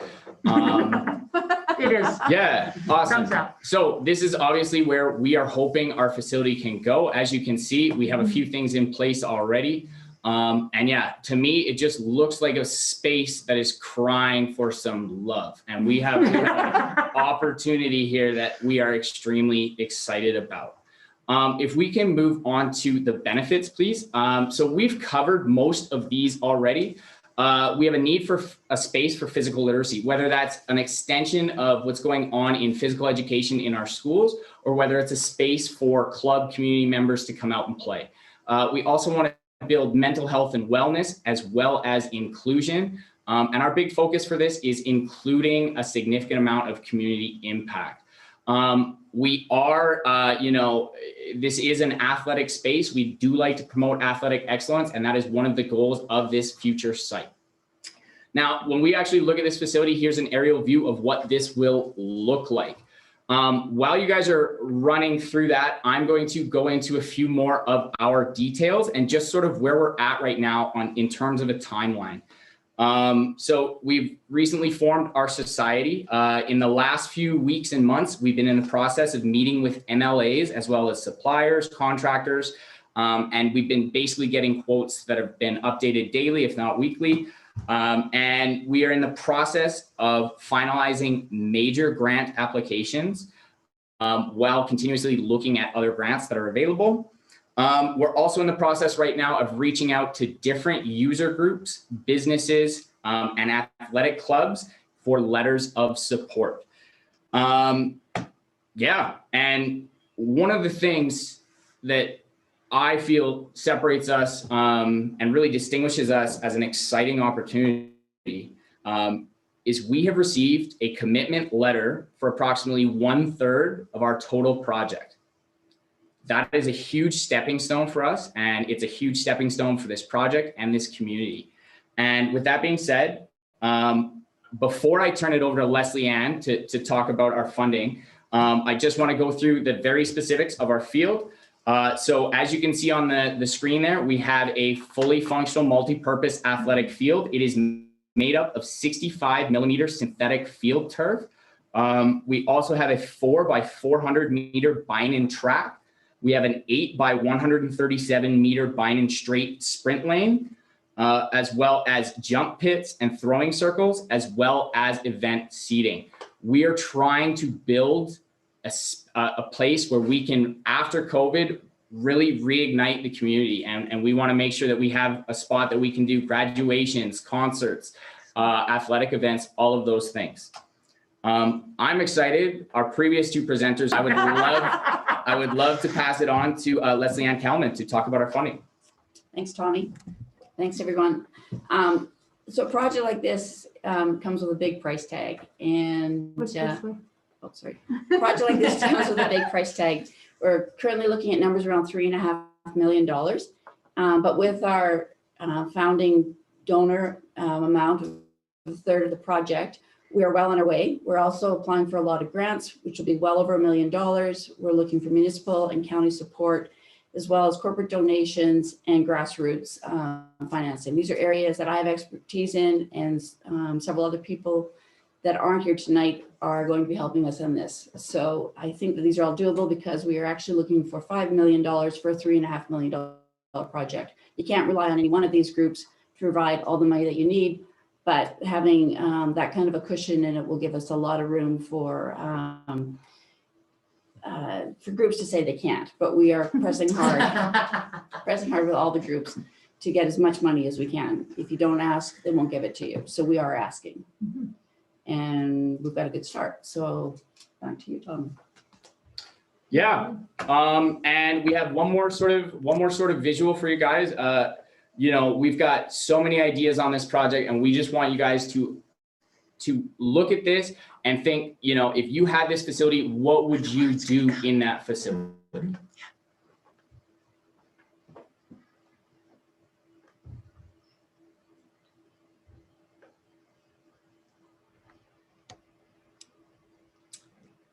We truly believe the possibilities are endless with what we have available for this project. And yeah, it's something that we're extremely excited about and we're extremely passionate about.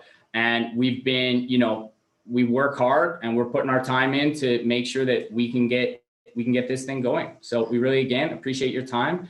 And if there's any input, feedback, or questions, we are very excited to answer any of that. Ready, willing, and able. Yeah. Well, thank you very much for that presentation. It's super exciting stuff, and that's such an underrated way to say it.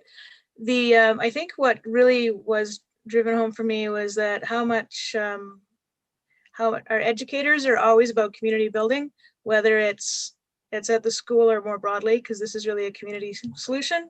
And I think you've identified what's been identified before is that in Cochrane's infrastructure gap, we do have kind of a recreation gap.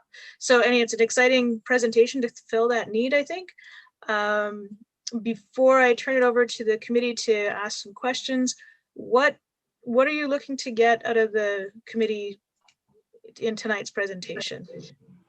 Out of tonight's presentation, we really are looking for input and support. So if there's tweaking that needs to be done, if there's ideas that can be shared, that's what we are here for today. Okay. Well, we can certainly provide that for you tonight. I then turn it over to our group. What are our initial thoughts? If you could either raise a hand or throw something up in the chat, I will actually, can we close this so that I can see the full gallery? It's easier to keep track of everybody that way. Thank you so much. So turning that over to our group, Peggy, over to you. Thanks, Tara. Thanks you guys for that presentation. That's exciting. I live in Cochrane Heights.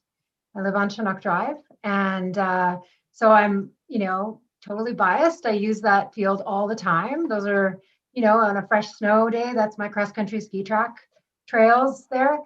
So I hope I can keep doing that on your track. And I would totally use it for sprint training because I'm need to do that. But I also wanted to ask if you've had conversations with any of the residents in the area. Maybe some of you are residents, but I do manage the Facebook group for the community that, so if you want to communicate with them or want me to post something to them, there's only, it's not everyone, but it's 56 members. You could get, you want to get feedback early so that they don't draw assumptions or make conclusions that you don't want them to have. And then, so be the ones to reach out first, and I can help you with that. Yeah, I'm actually going to turn this over to Tracy. Tracy is handling our community engagement piece. Hi. We have, up to this point, what we have done is we've collected all of the data for all of the surrounding community. We've got contact information and all of that. What we're doing right now, before we move forward with that, is to get the final, because we're working with Rocky View Schools, we're working with the town, we're working with the county, and we want to make sure from the Rocky View Schools perspective that we're good to go. We want to get the green light from them and then what we want to do is we've already talked about, you know, how can we do this? What could be the best way? And of course, social media came up as well. And also, we also have an infographic that's made up. We want to send that out. We want to have almost like a town hall. And we're thinking, because of COVID, do we do Zoom, or do we invite them in small groups, or do we have kind of dates set aside so different individuals can come and then share their thoughts or share their ideas or their wonderments or their concerns or all of those things. We're also thinking about a survey that we want to send out, but we don't want to make it onerous. We want to do something quick so we can gather data and information, but we're holding off. We are meeting, we're presenting to our board on March 4th, so next week, and we're hoping to hear back from them soon so that, or from the division soon, so that we can then, that will be our next big push. We've already collected a number of letters of support from various people, including members of the community, because they may be involved in the school or might be parents or might be on our parent council and might be involved in what we're doing right now. So there have been very interested people and this pouring of support. So we are going to be doing that, but very specifically for our community, just because we are on the Tri-School site and we want to make sure that everyone is heard who wants to be heard, and we want to bring in our experts to answer any questions that we may not be able to answer. So all of that has been a part of all of our discussions. So that's where we're at currently, but we're excited to hear back from everyone, because they're gonna, I'm sure everybody in the community is gonna have more ideas that we might not even have thought of at this point. And that's what we're looking. And Peggy, I would just add to that, very similar to how we're looking for input and support from this committee. There will come a time that we are looking for input and support from those community members. And if you have some connections that we could work together with, that would be outstanding. We also met with the principals and yes. council. Yeah, I want to mention that. Yeah, so we've just kind of added here in the background. One of the things that we've actually been able to do is we've been able to set up, meetings with administrators from all 3 schools, and we were able to get, their input and ideas on our project and support. Yeah. So it's one of those things that we are continuing to grow and continuing to build. But as you have said earlier, community is a huge thing for us, and it's a huge focus of us. We want to make sure that we're doing it the right way. Community hub. Yeah.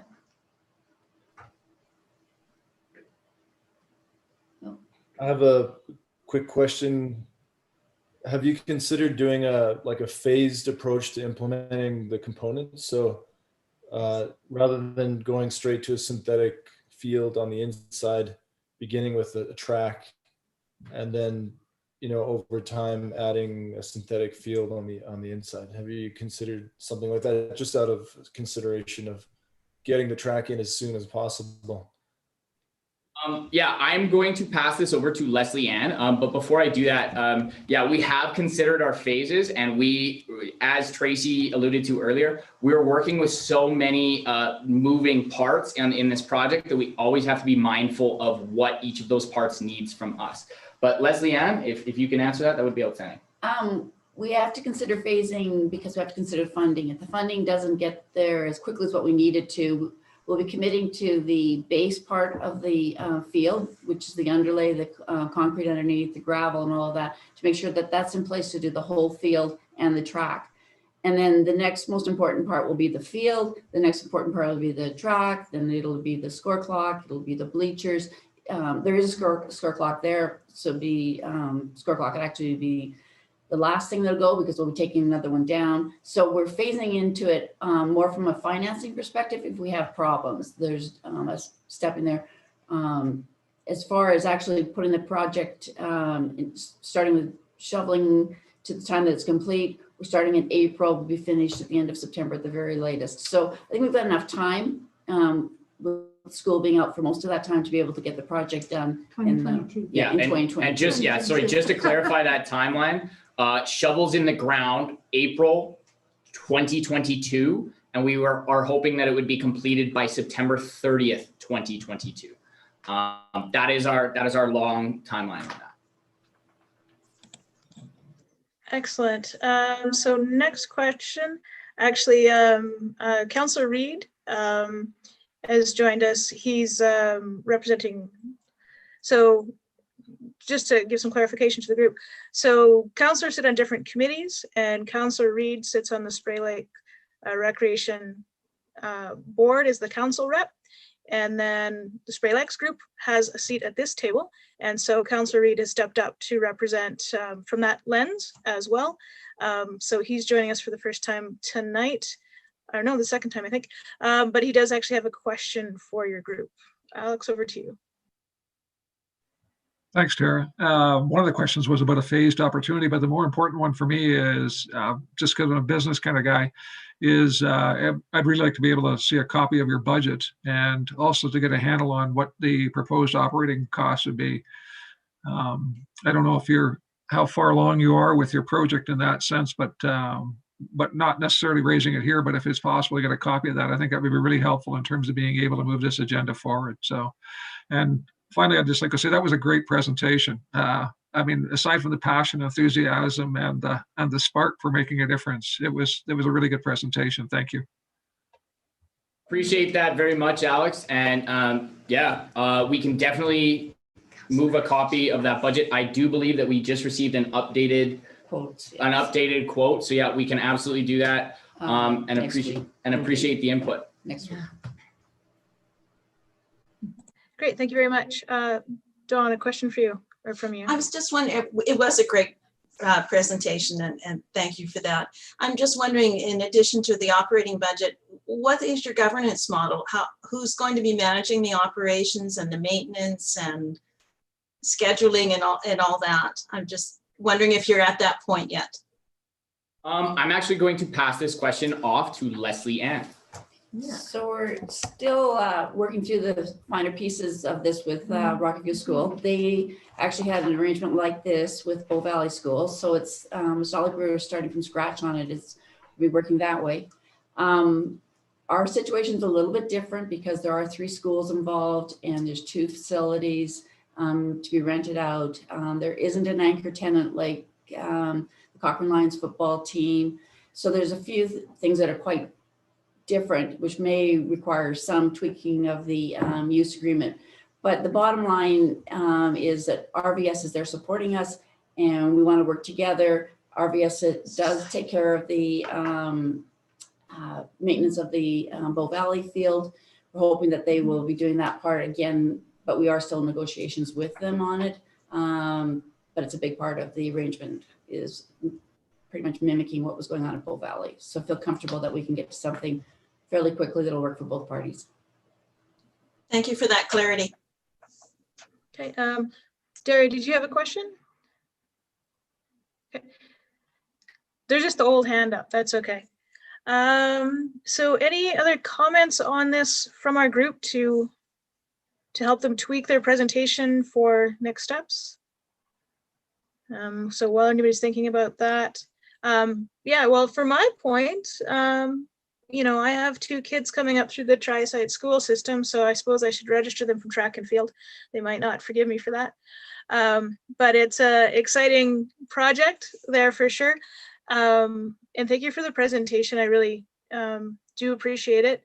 I think tonight what the group can probably do is if they have any questions, we can share those out.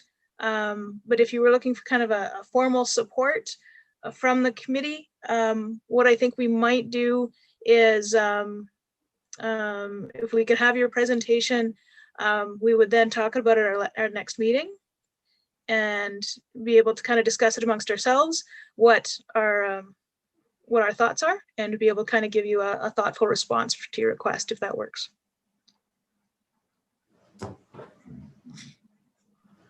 That would be great.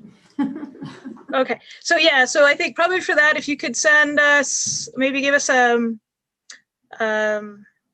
we can talk, but maybe we can arrange a more detailed presentation or with some of your budget asks and some more information for our next meeting at the end of March. And then the committee could look at what sort of thoughts and recommendation they want to go with from that time. Mark, did you have a question? You know, I didn't. I too have 3 kids, one at each of the tri-schools. And I know, having taken my kids to Airdrie and Calgary, several other places for track and field day, it's, yeah, we definitely, I echo what you're saying. We need one in town for sure. So very good presentation. Thank you. And so, and just following up from some of the questions that have been raised. So the field you're looking at building, I mean, obviously it's going to be, you know, football ready. Will it meet the parameters of rugby?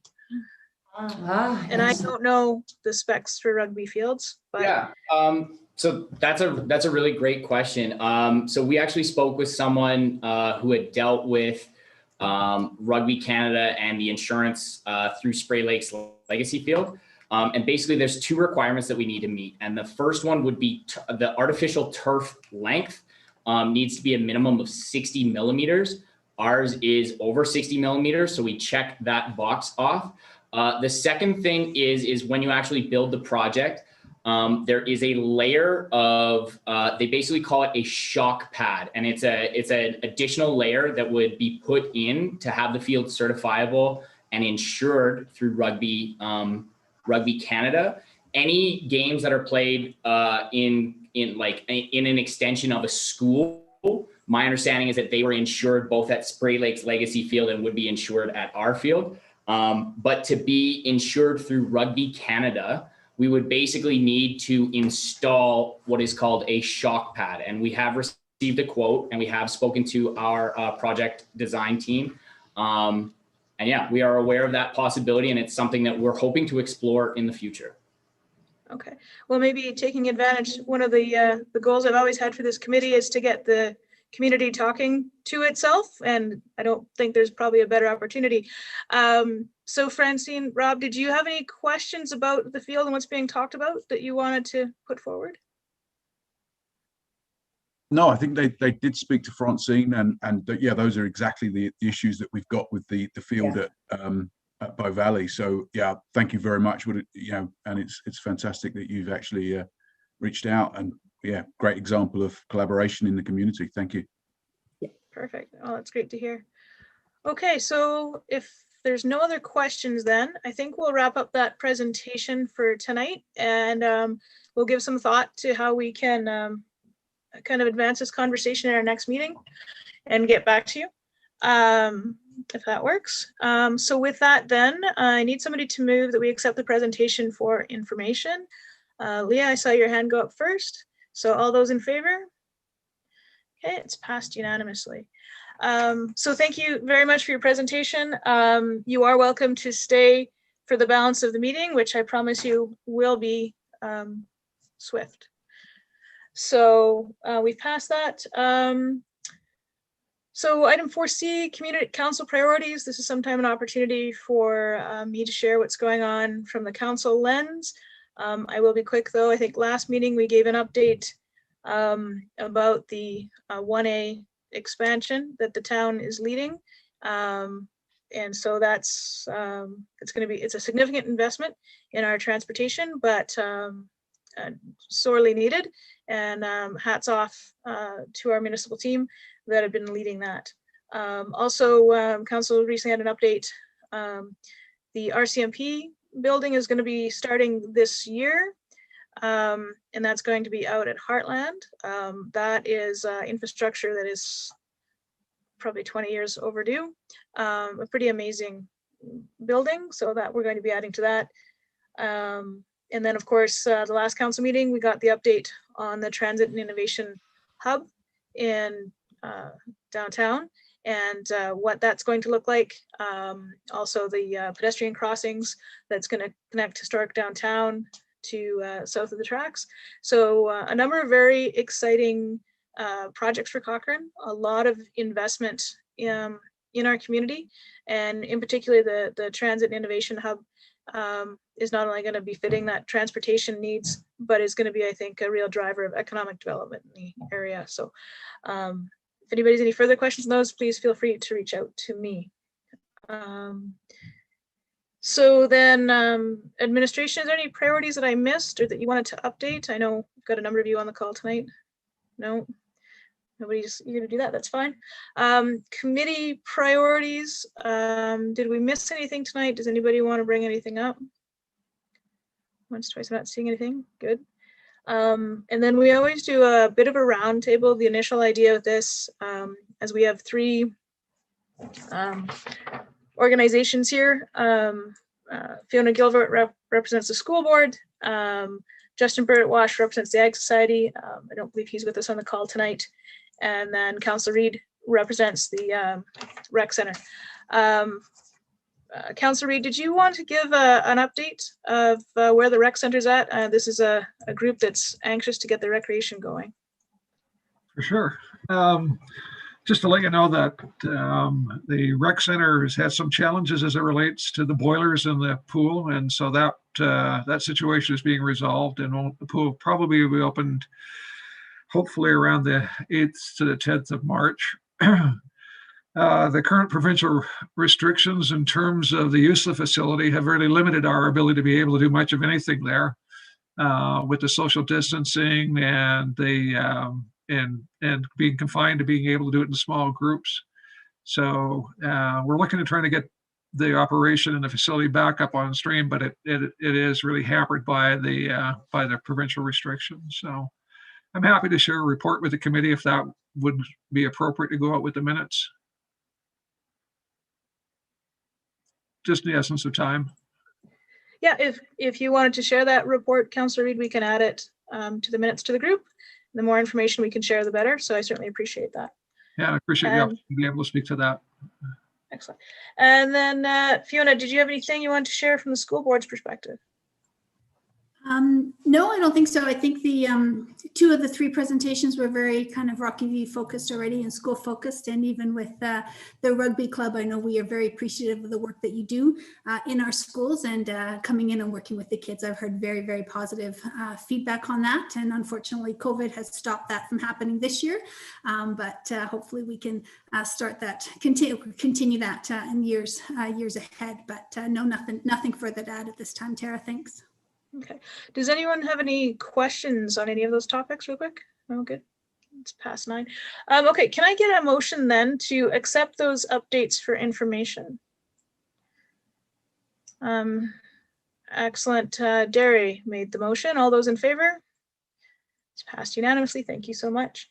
So yeah, so just wrapping up, thank you to the groups that presented. It was very insightful and certainly appreciate your passion and the community you're helping us build, and that there's going to be some really exciting work that this committee is going to be involved in. And so thank you to the community members that have sat through the meeting tonight. I know it's getting kind of late, but I do appreciate everybody's time and involvement in our community. So thank you very much. And we will be sending out the information, and we will see you at the next meeting, March 23rd. So thank you very much and have yourself a great night.